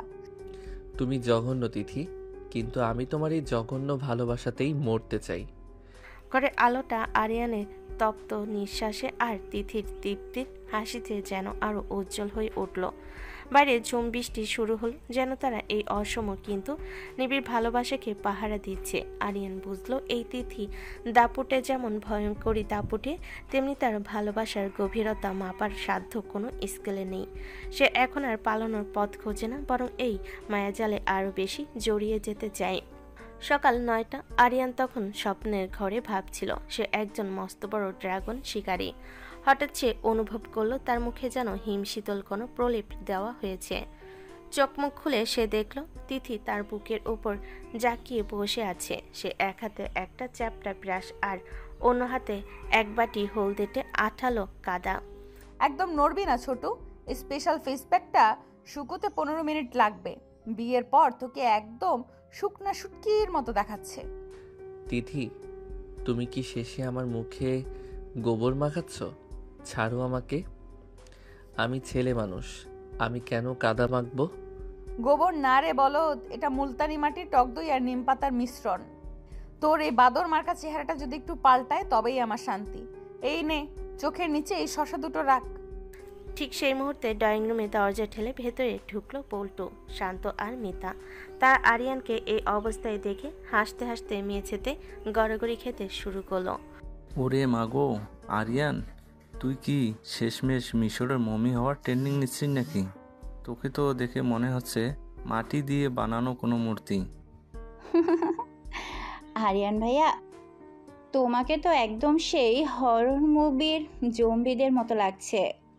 তিথি আপু, তুমি কি একে মিউজিয়ামে পাঠাবে নাকি বিসর্জন নিতে নিয়ে যাবে? তো তোরা যা এখান থেকে।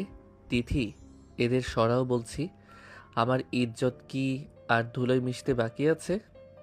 তোমরা হাসাহাসি করো না তো। আরিয়ান এখন বিউটি ট্রিটমেন্টে আছে, ও মাঠে যাবে না। ও আজ আমার সাথে কাপড় কাচবে। কিরে ছোট, ঠিক বলেছি তো? মুখ ধোয়ার পর আরিয়ান একটু স্বস্তি পেয়েছিল, কিন্তু সেই স্বস্তি 5 মিনিটও টিকল না। তিথি তাকে সোজা টেনে নিয়ে গেল কিচেনে। সেখানে মেঝেতে রাখা একটা গামলায় 5 কেজি ওজনের এক জোড়া জ্যান্ত বোয়াল মাছ থপাস থপাস করে লাফাচ্ছে। পাশে কাশেম ভাই আর রেশমি ভাবি পানের বাটা নিয়ে আনটাই বসেছেন। আরিয়ান, এই নে বটি। আজ কাশেম ভাইরা আমাদের এখানে লাঞ্চ করবেন। এই মাছ দুটো তোকে কাটতে হবে। আমি তো আবার জ্যান্ত মাছের ছটফটানি দেখলে ভয় পাই। ভয় তো আমি পাচ্ছি। আমি ফুটবল খেলি, মাছের সাথে কুস্তি করি না। কাশেম ভাই, আপনি বড় ভাই হয়ে কিছু বলুন না। আরে আরিয়ান, তিথি তোকে স্বাবলম্বী বানাচ্ছে রে। মাছ কাটলে হাতের কবজি জোর বাড়ে। যা, সাহস করে ধর। আরিয়ান নিরুপায় হয়ে মাছের লেজটা খপ করে ধরল, কিন্তু বোয়াল মাছটা ছিল অতি শয়তান। সে এক মরণ ঝাপটা দিল, আরিয়ানের হাত পিছলে গেল। মাছটা গায়ে পিচ্ছিল শ্যাওলা আর কালো পানি সরাসরি আরিয়ানের শার্টে আছড়ে পড়ল। আরিয়ান নিয়ন্ত্রণ হারিয়ে ময়লা বালতির ওপরই আছড়ে পড়ল। তিথি এক হাত কোমরে দিয়ে অন্য হাতে হাসি চেপে বলে, ও মা, আরিয়ান তো দেখি মাছ কাটতে গিয়ে নিজেই মাছের সাথে সাঁতার কাটতে শুরু করে দিল। তুই কি আস্ত একটা অপদার্থ? আরিয়ান ভাইয়া, ডাঙ্গাই তো বাঘ রাজা, কিন্তু রান্নাঘরে তুমি তো দেখি ভেজা বেড়াল। মিতা রান্নাঘরের দরজায় দাঁড়িয়ে চিৎকার করছে। আরিয়ান গা ঝাড়তে ঝাড়তে রাগে চিৎকার করে, আমি আর মাছ কাটবো না। আমি এখনই বাড়ি ছেড়ে চলে যাব। তিথি আরিয়ানের ঘাত ধরে টেনে তুলে, যাবি মানে? কোথায় যাবি? এই মাছ কাটা শেষ না হলে আজ তোকে বাথরুমে তালা মেরে রাখবো। যা, ধুয়ে পরিষ্কার করে আবার বস। বিকালবেলা মোহনারা চলে যাওয়ার পর বাড়িটা একটু শান্ত হয়েছে। আরিয়ান মন খারাপ করে বারান্দায় এক কোণায় টুলের ওপর বসে আকাশ দেখছিল। তার মনে হচ্ছিল সে পৃথিবীর সবচেয়ে দুর্ভাগা স্বামী। ঠিক তখনই তিথি একটা লাল পাড় সাদা শাড়ি পরে বারান্দায় এলো। তিথি আরিয়ানের পাশে বসে তার কাঁধে মাথা রাখলো। কি হলো? আমার ছোট মিয়ার মুখটা দেখি বাংলার পাঁচের মতো হয়ে আছে। খুব বেশি পেঁচিয়েছি বুঝি? পচাওনি তো, একদম ছাই করে দিয়েছ।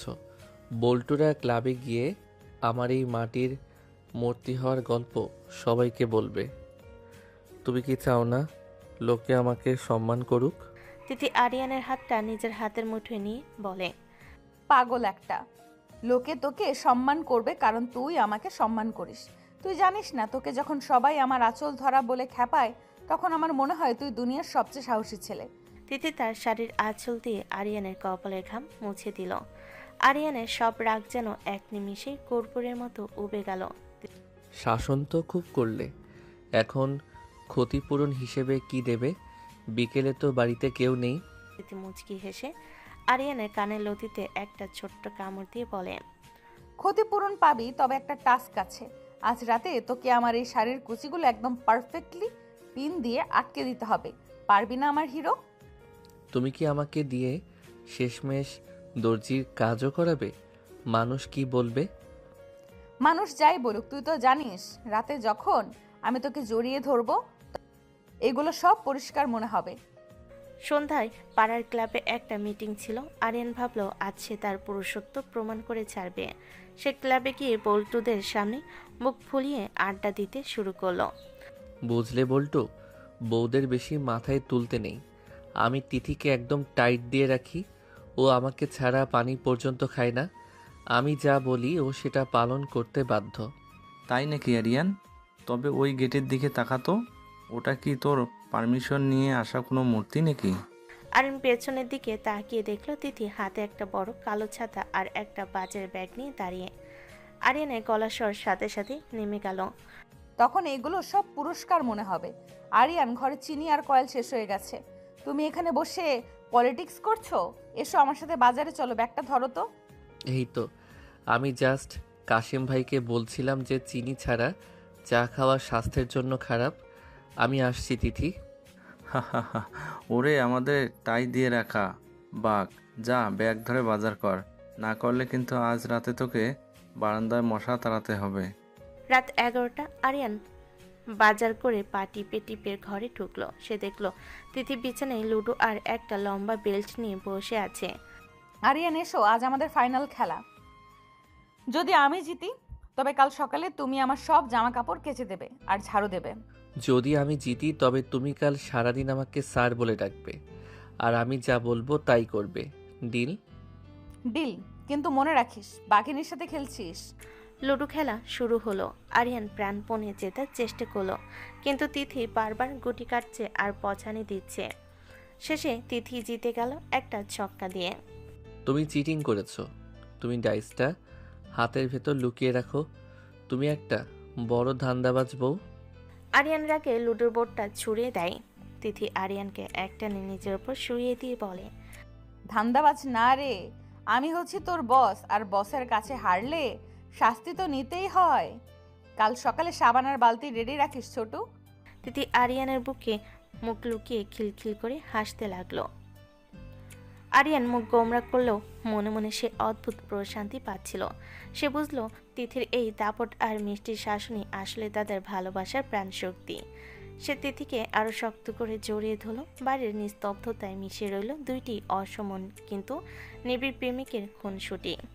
আরিয়ানের উপর তিথির শাসনের সিস্টেম রোলার এখন ড্রয়িং রুমে ছড়িয়ে পাড়ার গলিতে গিয়ে ঠেকেছে। বাসি বিয়ের কয়েকদিন যেতে না যেতে আরিয়ান বুঝতে পারল তার জীবনটা এখন আর নিজে নেই, সেটা এখন তিথির লিমিটেড কোম্পানির অধীনে চলে গেছে। সকাল 7টা। আরিয়ান তখনও গভীর ঘুমে মগ্ন। হঠাৎ তার কানে তীব্র এক বাঁশির শব্দ বাজতে শুরু করলো। আরিয়ান ধরফর করে উঠে দেখল তিথি পরনে ট্র্যাকস্যুট আর গলায় একটা বাঁশি ঝুলিয়ে তার বিছানার পাশে দাঁড়িয়ে আছে। ও ছোটু, আজ থেকে তোর নতুন রুটিন। বিয়ের পর তোর পেটে মেদ জমেছে, এইভাবে চললে তো তোকে অকাল বৃদ্ধ লাগবে। চল মাঠে গিয়ে 10 পাক দৌড়াবি। তিথি, তুমি কি পাগল হয়েছ? 7টার সময় মানুষ মাঠে যায়, আর আমি তো ফুটবলার, আমার বডি ঠিকই আছে। তুমি যাও, আমাকে ঘুমাতে দাও। আরিয়ান বিছানা জাপটে ধরে তিথি এক ঝটকায় আরিয়ানের পায়ের উপর থেকে লেপ সরিয়ে দিয়ে বলে, ফুটবলার ছিলি, এখন তুই আমার পার্সোনাল ট্রেনার। দৌড়াবি নাকি তোকে আমি ডাম্বেল দিয়ে পিটিয়ে সোজা করব? ওঠ বলছি। আরিয়ান কোনো মতে চোখ কসলাতে কসলাতে মাঠে গেল। সেখানে পাড়ার মুরব্বীরা হাঁটছিলেন। আরিয়ানকে তিথি পেছন পেছন ভেজা বিড়ালের মতো দৌড়াতে দেখে কাশেম ভাই হাসতে হাসতে এগিয়ে এলেন। কিরে আরিয়ান, তিথি তোকে কি অলিম্পিকের জন্য তৈরি করছে নাকি? কাশেম ভাই, অলিম্পিক না, ও আমাকে কবরে পাঠানোর ব্যবস্থা করছে। দেখুন না, নিজে সাইকেলে যাচ্ছে আর আমাকে দৌড়াচ্ছে। তিথি সাইকেল থেকে বাঁশি বাজিয়ে বলে, কথা বলবি না আরিয়ান, স্পিড বাড়া, না হলে আজ নাস্তায় শুধু কাঁচা ছোলা আর পানি পাবি। মাঠ থেকে ফেরার পর আরিয়ান ভেবেছিল এবার হয়তো 1 কাপ চা আর নাস্তা পাবে, কিন্তু রান্নাঘরে গিয়ে সে দেখল এক ভয়াবহ দৃশ্য। তিথি বিশাল এক শিলপাটা নিয়ে বসে আছে, তার পাশে এক গাদা শুকনো মরিচ। আরিয়ান এসো, আজ আমাদের বাসায় মিতা আর বল্টুরা দুপুরে খাবার খাবে। মিক্সার গ্রাইন্ডারটা আজই নষ্ট হতে হলো। এই তোকে এই মরিচগুলো মিহি করে বাটতে হবে। আমি মরিচ বাটবো? আমার হাত জ্বালা করবে তো। তিথি, তুমি কি পাষাণ? আমার কোমল হাতগুলোর দিকে একবার তাকাও। তিথি আরিয়ানের হাতে শিলটা ধরিয়ে দিয়ে বলে, হাত কোমল থাকলে তো বাটতে সুবিধা হবে। শুরু কর, যদি মরিচের গুঁড়ো চোখে যায় তবে আমি ফু দেব, কিন্তু বাটা থামাতে পারবি না। আরিয়ান যখন মরিচ বাড়ছে তখন তার চোখ দিয়ে অঝরে পানি পড়ছে। ঠিক সেই সময় রান্নাঘরে উকি দিল মিতা। ওরে মাগো, আরিয়ান ভাইয়া, তুমি কি বউয়ের শোকে কাঁদছো নাকি মরিচের ছালে? মিতা, তুই যা এখান থেকে। তিথি আপু, মানে তিথি আমাকে দিয়ে জোর করে এসব করাচ্ছে। ও মানুষ না, ও একটা জানোয়ার। তিথি পেছন থেকে আরিয়ানের কানে একটা চিমটি কেটে বলে, জানোয়ারের রান্না করা মাংসই তো আজ চেটেপুটে খাবি। বাটতে থাক, ফিনিশিং যেন ভালো হয়। বিকেলবেলা খাওয়ার পর সবাই চলে গেছে। আরিয়ান বারান্দায় ইজি চেয়ারে বসে ঝিমুচ্ছে। রোদটা এসে পড়েছে। ঠিক তখনই তিথি লম্বা ভেজা চুল এলিয়ে দিয়ে আরিয়ানের কোলের কাছে একটা পিঁড়ি পেতে বসলো। তার হাতে একটা চিরুনি আর তেলের বোতল। আরিয়ান, আমার চুলগুলো খুব জট পাকিয়ে আছে, একটু আছড়ে দিবি। আর শোন, খুব সাবধানে যেন একটা চুলও না ছেড়ে। আমি চুল আঁচড়াবো? আমি কি নাপিত? তুমি কি আমাকে দিয়ে সব কাজ করিয়ে ছাড়বে? তিথি আরিয়ানের হাতের তালুতে নিজের গালটা ঘষে দিয়ে বলে, নাপিত হবি কেন? তুই আমার প্রিয় মানুষ। প্রিয় মানুষের হাতে চুল আঁচড়ানো যে কত শান্তির তুই বুঝবি না। নে, চিরুনি ধর। আরিয়ান অনিচ্ছা সত্ত্বেও চিরুনি হাতে নিল। তিথি রেশমি চুলে চিরুনি চালাতে চালাতে এক অদ্ভুত মায়া অনুভব করলো। তিথির গায়ে সেই শ্যাম্পুর সুবাস আর বিকেলের নরম আলোয় আরিয়ানের সব ক্লান্তি ধুয়ে গেল। তুমি মাঝে মাঝে খুব বেশি দাপট দেখাও তিথি, আমার ভয় লাগে। তিথি পেছনে ফিরে আরিয়ানের চোখের দিকে তাকিয়ে মুচকি হেসে বলে, ভয় না দেখালে কি তুই এই বখাটে থেকে সংসারী হতিস? শোন ছোট, তোকে আমি শাসন করি কারণ তোকে আমি হারাতে চাই না। তিথি হুট করে আরিয়ানের হাতের তালুতে একটা গভীর চুমু খেলো। আরিয়ান লজ্জায় লাল হয়ে গেল। সে বুঝলো তিথির এই হঠাৎ আদরগুলোই তার সব শাসনের টনিক হিসেবে কাজ করে। সন্ধ্যায় পাড়ার ক্লাবে ক্যারাম টুর্নামেন্ট ছিল। আরিয়ান ভাবলো আজ সে সবাইকে আর হতাশ দেখাবে না। সে বল্টু আর শান্তর সাথে বাজি ধরল। তোরা দেখিস, আজ আমি সব স্ট্রাইক দিয়ে বোর্ড সার্ভ করব। তিথি আজ বাড়িতে নেই, আজ আমি মুক্ত। তাই নাকি? তারপর ওই ছায়াটা কার? আরিয়ান দেখলো তিথি ক্লাবের জানালার পাশে দাঁড়িয়ে আইসক্রিম খাচ্ছে আর তার দিকে তাকিয়ে চোখ টিপছে। আরিয়ান হাত কেঁপে গেল। স্ট্রাইকার মারতে গিয়ে সে গুটি তো দূরে থাক, নিজের আঙ্গুলে চোট পেল। তিথি ভেতরে ঢুকে, কি হলো আরিয়ান? গুটি কি নড়ছে না? এসো, আমি তোমাকে হেল্প করি। না না, আমি জাস্ট প্র্যাকটিস করছিলাম। চলো চলো, বাড়ি চলো। ওরে বাঘের বাচ্চা, বউকে দেখে তো দেখি তোর স্ট্রাইকারও উল্টে দিকে দৌড় দেয়। রাত 10টা। আরিয়ান আর তিথি শোয়ার ঘরে। আরিয়ান আজ খুব ক্লান্ত, সে চাইছিল একটু শান্তিতে ঘুমাতে, কিন্তু তিথি এক নতুন দাবি নিয়ে হাজির। আরিয়ান, আজ রাতে আমরা একটা গেম খেলবো। যদি তুমি আমাকে হাসাতে পারো তবে কাল সকালে তোমাকে কোনো কাজ করতে হবে না, আর যদি না পারো? যদি না পারি তবে কি আবার ঘর মোছাবে? তিথি হেসে আরিয়ানের বুকের উপর চড়াও হয়ে বলে, না, তবে কাল তোমাকে শাড়ি পরে মিতার সামনে গিয়ে দাঁড়াতে হবে। রাজি? তুমি তুমি একটা আস্ত সাইকো। শাড়ি পরবো মানে? আচ্ছা ঠিক আছে, আমি জোকস বলছি। আরিয়ান একের পর এক পচা জোকস বলতে শুরু করলো, কিন্তু তিথি গম্ভীর হয়ে বসে রইল। শেষে আরিয়ান হাল ছেড়ে দিয়ে মুখ ভেঙচি কাটলো। আর তিথি হাসি ধরে রাখতে পারল না, সে আরিয়ানকে জাপটে ধরে বিছানায় গড়িয়ে পড়ল। হেরে গেছিস ছোট, কাল সকালে শাড়িটা কিন্তু আমিই পরিয়ে দেব। এখন ঘুমা, কালকের দিনটা তোর জন্য খুব ইন্টারেস্টিং হতে যাচ্ছে। আরিয়ান বালিশে মুখ গুজে মনে মনে ভাবল, এই ডাইনির খপ্পর থেকে আমার কি কোনোদিন মুক্তি নেই? কিন্তু তিথির উষ্ণ স্পর্শে সে যখন ঘুমিয়ে পড়ল, তখন তার ঠোঁটের কোণে এক চিলতে সুখের হাসি লেগেছিল। আরিয়ানের জীবনটা হয়তো আগের মতো নেই, কিন্তু এই অশান্তির মধ্যে সে এক অদ্ভুত মায়া খুঁজে পেয়েছে। দুদিন পর সাজেকের এক বিলাসবহুল রিসোর্টের সামনে দাঁড়িয়ে আরিয়ান তার পিঠে বিশাল বড় এক ব্যাকপ্যাক, দুই হাতে দুটো ট্রলি ব্যাগ আর ঘাড়ের উপর তিথির ভ্যানিটি ব্যাগ ঝুলছে। তিথি একটা সানগ্লাস পরে আরিয়ানের আগে আগে রাজকীয় ভঙ্গিতে হেঁটে যাচ্ছে। কিরে ছোট, অত হাঁপাচ্ছিস কেন? একটু এইটুকু পাহাড় বইতে গিয়ে যদি দম শেষ হয়ে যায় তবে তোকে নিয়ে আমি ভবিষ্যতে হিমালয়ে যাব কি করে? হিমালয়? তুমি কি আমাকে জ্যান্ত কবর দিতে চাও? 4টে ব্যাগ আমার উপর চাপিয়ে দিয়ে তুমি খালি হাতে হাঁটছো আর বলছো আমি হাঁপাচ্ছি কেন? আমি কি কুলি? তিথি পেছন ফিরে আরিয়ানের গালের ঘামটা মুছে দিয়ে মুচকি হেসে বলে, তুই আমার কুলি না রে, তুই আমার পার্সোনাল কার্গো হ্যান্ডেলার। আর শোন, রিসোর্টে গিয়ে যদি দেখিস লিফট নেই তবে আমাকে কোলে তুলে দোতলায় নিয়ে যাবি। এইটা তোর আজকের ওয়ার্কআউট। তোমাকে কোলে তুলে সিঁড়ি দিয়ে উঠবো? তোমার কি ওজন কম? রিসোর্টের লোকজন দেখলে ভাববে আমি সার্কাসের গাধা। গাধা হবি কেন? সবাই ভাবে তুই কতটা রোমান্টিক। চল, ব্যাগগুলো নিয়ে আসছি আমি, তুই শুধু সিঁড়ির কাছে রেডি থাক। দুপুরের দিকে তারা একটা ছোট্ট ঝর্ণার কাছে গেল। জায়গাটা একদম নির্জন। পাহাড়ে ঝর্ণার ঠান্ডা পানি আছড়ে পড়ছে পাথরের উপর। তিথির শাড়ির উপর দিয়ে একটা পাতলা চাদর জড়িয়ে ঝর্ণার নিচে গিয়ে দাঁড়ালো। আরিয়ান, দাঁড়িয়ে আছিস কেন? আয়, ঝর্ণার কাছে নিচে আয়। আমার পিঠে একটু সাবান ঘষে দে তো, হাত পৌঁছাচ্ছে না। পাগল হয়েছো? এখানে কেউ চলে এলে আর আমি কেন সাবান ঘষবো? তুমি নিজে করো। আরিয়ান লজ্জায় এদিক ওদিক তাকাই। তিথি ঝর্ণার পানিতে ভিজতে ভিজতে দাপুতে গলায় বলল, কেউ আসবে না, না এলেও দেখবে স্বামী তার বউয়ের সেবা করছে। আয় বলছি, নাকি আমি তোকে টেনে নিয়ে যাব? আরিয়ান বাধ্য হয়ে ঝর্ণার নিচে গেল। পানির বোতল তার শরীর কাঁপছে। সে কাঁপা কাঁপা হাতে সাবান নিয়ে তিথির পিঠে ঘষতে শুরু করলো। তিথি ভেজা শরীর স্পর্শে আরিয়ানের বুক ধরফর করছে।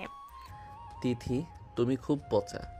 মানুষকে এভাবে বেইজ্জত করতে তোমার ভালো লাগে? বেইজ্জত না রে পাগল, এটা তোর প্রতি আমার অধিকার। দেখ তো, ঝর্ণার এই নীল পানিতে তোকে কত হ্যান্ডসাম লাগছে। একদম সেই জলপরীর বর মনে হচ্ছে। তিথি হুট করে ঘুরে দাঁড়িয়ে আরিয়ানকে চাপটে ধরল। আরিয়ান তিথি কোমরে হাত রেখে কাছে টেনে বলে, জলপরীর বর না, বলো জল দানবীর কবলে পড়া এক হতভাগা যুবক। বিকেলবেলা রিসোর্টের বেলকনি থেকে পুরো উপত্যকা দেখা যাচ্ছে। পাহাড়ের মেঘগুলো যেন হাত বাড়ালেই ছোঁয়া যায়। তিথি একটা পাহাড়ি থামি পরে চুলে একটা বুনো ফুল গুজে বেলকনিতে এসে বসলো। আরিয়ান তখন একটা সাদা লুঙ্গি আর গেঞ্জি পরে আয়েশ করে চা খাচ্ছিল। এই আরিয়ান, এই সুন্দর পরিবেশে তুই এই গামছা মার্কা লুঙ্গি পরে আছিস কেন? তোকে তো একদম সেই বাগানের মালি মনে হচ্ছে। চল, আমি তোর জন্য একটা পাহাড়ি কুর্তা কিনে এনেছি, ওটা পর। কখনো না, পাহাড়ে এসে লুঙ্গির মতো আরাম আর কিচ্ছুতে নেই। আমি মালি হই আর যাই হই, আমি লুঙ্গি ছাড়ছি না। আরিয়ান চায়ে চুমুক দেয়। তিথি আরিয়ানের লুঙ্গির গিটটা টেনে ধরার ভান করে। ছাড়বি না? আমি যদি এক টানে খুলে দেই তবে তো মেঘের সামনে উলঙ্গ হয়ে যাবি, তখন মেঘেরা লজ্জা পাবে না? তিথি, তুমি কি একটু ভদ্র হতে পারো না?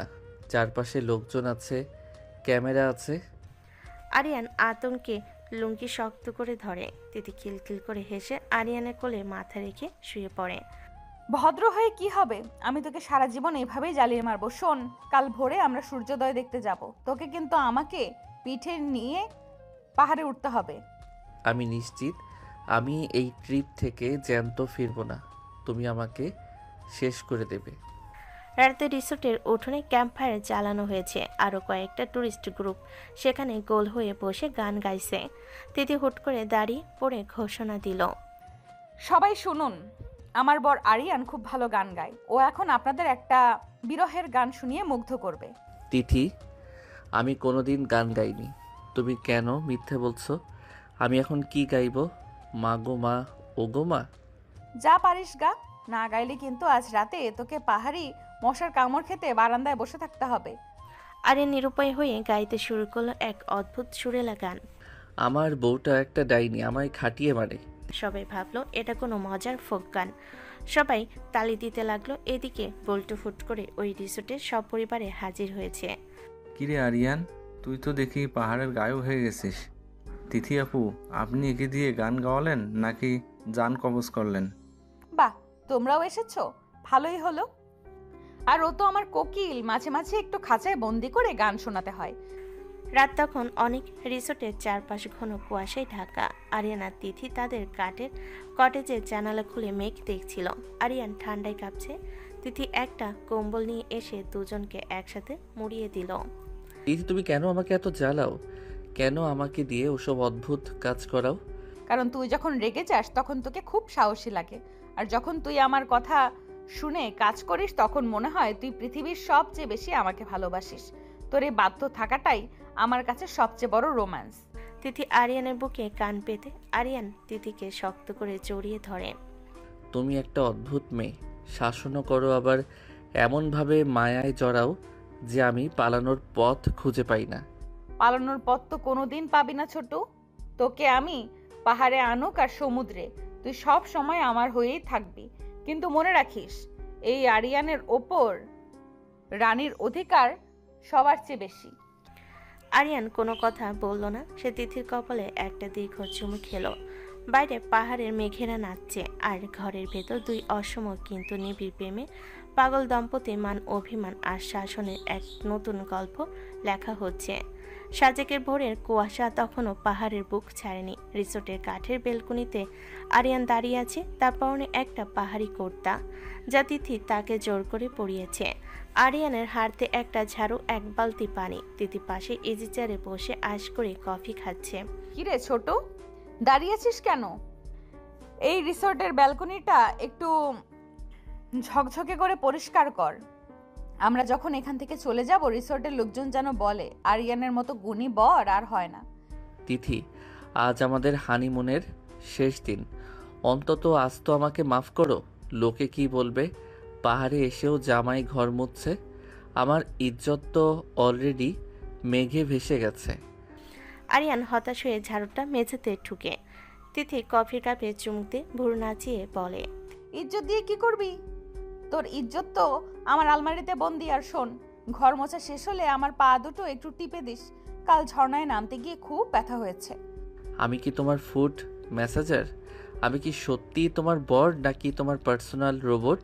হুট করে দাঁড়িয়ে আরিয়ানের সামনে এসে তার কলার ধরে নিজের দিকে টেনে বলে, তুই আমার সবই, তুই আমার রোবট, তুই আমার কুলি, তুই আমার রাজা। এখন কাজটা করবি নাকি আমি বল্টুকে ফোন করে বলবো যে আরিয়ান পাহাড়ে এসে কান্নাকাটি করছে?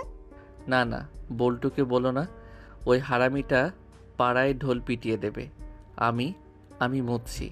আরিয়ান যখন নাকে মুখে গামছা বেঁধে বেলকনি পরিষ্কার করছে, ঠিক তখনই রিসোর্টের গেটে উদয় হইল বল্টু, শান্ত আর মিতা। তার নাকি সারপ্রাইজ দিতে ঢাকা থেকে সরাসরি পাহাড়ে চলে এসেছে। আরিয়ানকে এই অবস্থায় দেখে হাসতে হাসতে পাহাড় কাঁপিয়ে তুলল। ওরে মাগো, এ কি দেখছি আরিয়ান, তুই কি সাজেক ভ্যালির পরিচ্ছন্নতা কর্মী হিসেবে নিয়োগ পেয়েছিস নাকি? হাতে ওটা কি ঝাড়ু নাকি তোর রোমান্টিক অস্ত্র? আরিয়ান ভাইয়া, তোমাকে তো একদম সেই পুরোনো দিনের শোষিত কৃষকের মতো লাগছে। তিথি আপু, তুমি কি একে পাহাড়ে এনেও মুক্ত দাওনি? দোস্ত শোন, আমরা ভেবেছিলাম তোরা পাহাড়ে রোম্যান্স করছিস, কিন্তু এসে দেখি তুই ফ্লোর ম্যাট পরিষ্কার করছিস। তোর জীবন তো দেখি পুরাই ধোয়া মোছা হয়ে গেছে। তো তোরা এখানে কেন? তোদের কি কাজ নেই? তিথি, তুমি এদের কেন আসতে বললে? আমার সব মান সম্মান তো এই মেঘের সাথে মিশে গেল। আরিয়ান লজ্জে ঝাড়ুটা ফেলে দেয়। তিথি মুচকি এসে পল্টুদের দিকে তাকায়। আরে তোরা হাসিস না তো, আরিয়ান খুব কাজের ছেলে। ও ভাবছে রিসোর্টের মালিককে একটু সাহায্য করি। কি রে ছোটু, ঠিক বলেছি না? যাও বন্ধুদের জন্য একটু চা বানিয়ে নিয়ে এসো তো। আমি এখন চাওয়ালাও হলাম। মা, তুমি কোথায়? তোমার ছেলে এখন পাহাড়ের চূড়ায় বসে চা বানাচ্ছে। বিকেলবেলা বল্টুরা পাশের ঝর্ণা দেখতে গেছে। আরিয়ান আর তিথি পাহাড়ের এক নির্জন ঢালে বসেছিল। চারিদিকে মেঘেরা খেলা করছে। আরিয়ান আজ খুব গম্ভীর, সে তিথির দিকে তাকাচ্ছে না। কি হলো রে, এখনো রাগ করে আছিস? বন্ধুদের সামনে ঘর মোছাতে বলেছি বলে কি ইগোতে লেগেছে? তুই শুধু বন্ধুরা না তিথি, তুমি কি আমাকে সত্যি কোনোদিন ভালোবেসেছো, নাকি আমি তোমার কাছে কেবল একটা খেলার পুতুল যাকে তুমি যেমন খুশি নাচাতে পারো? আমার মাঝে মাঝে মনে হয় তুমি আমাকে বিয়ে করেছো কেবল শাসন করার জন্য। আরিয়ানের গলায় এখন ইমোশনাল সুর শুনে তিথি চুপ হয়ে গেল। সে দেখলো আরিয়ানের চোখে জল টলমল করছে। তিথি তার দাপুটে ভাবটা সরিয়ে আরিয়ানের খুব কাছে গিয়ে বসলো। তিথি আরিয়ানের হাতটা নিজের হাতের মুঠোয় নিয়ে নিচু স্বরে বলে, তুই জানিস আরিয়ান, আমি কেন তোকে এত জ্বালাই, কেন তোকে দিয়ে সব কাজ করাই? কেন? আমাকে অপমান করে আনন্দ পাও বলে? তিথি আরিয়ানের মুখটা নিজের দিকে ঘুরিয়ে নিয়ে বলে, কারণ আমি ভয় পাই।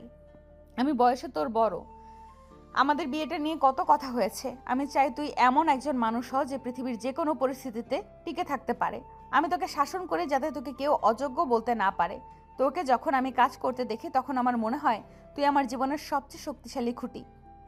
তিথির চোখও আজ পানি। সে আরিয়ানের বুকে মাথা রাখলো। আরিয়ান অনুভব করলো তিথির এই দাপট আসলে এক বিশাল ভালোবাসার ঢাল। সে তাকে শাসন করে কারণ সে তাকে আগলে রাখতে চায়। আরিয়ান তিথিকে শক্ত করে জড়িয়ে ধরে। তুমি খুব অদ্ভুত তিথি, তুমি কাঁদলে আমার সব রাগ জল হয়ে যায়। আমি জানি আমি তোমার মতো স্মার্ট না, আমি হয়তো একটু অলস, কিন্তু আমি তোমাকে ছাড়া থাকতে পারবো না। তিথি আরিয়ানের বুকে হালকা একটা চিমটি কেটে মুচকি হাসে। থাকবি কি করে? তোকে কি আমি থাকতে দেব? তুই তো আমার আজীবনের লেবার। শোন ছোটু, তোকে আমি যত জ্বালাই না কেন, দিন শেষে এই বুকে তোর জন্যই জায়গা রাখা আছে। আচ্ছা বুঝলাম, তবে এখন থেকে কি একটু শাসন কমাবে? মানে বন্ধুদের সামনে অন্তত ঝাড়ু দিতে বলো না। ওটা তো ট্রেলার ছিল। পাড়ায় ফিরলে তোকে দিয়ে এবার ড্রেন পরিষ্কার করাবো, রাজি? তুমি কখনোই শুধরাবে না, তুমি একটা আস্ত লেডি হিটলার। সূর্যটা তখন পাহাড়ের ওপারে ডুবে যাচ্ছে। আকাশের রং কমলা থেকে বেগুনি হচ্ছে। আরিয়ান আর তিথি রিসোর্টের বেলকনিতে দাঁড়িয়ে আছে।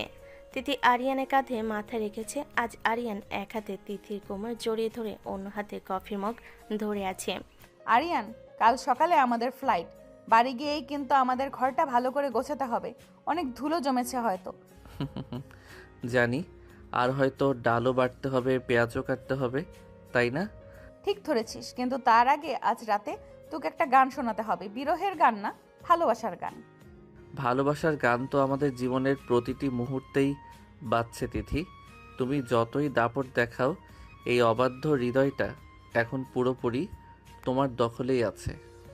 মেঘেরা যেন সাক্ষী হয়ে রইল এই অদ্ভুত জুটির। আরিয়ান বুঝলো মুক্তি পাওয়ার চেয়ে এই মিষ্টি বন্দিত্ব অনেক বেশি আরামের। তিথির শাসনই তার শাসন, আর তিথির আদরের মধ্যে তার আসল ঘর। এভাবেই পাহাড়ের নিস্তব্ধতায় মিশে রইল তাদের হাসাহাসি, ঝগড়া আর না পুরনো এক গভীর প্রেমের আখ্যান।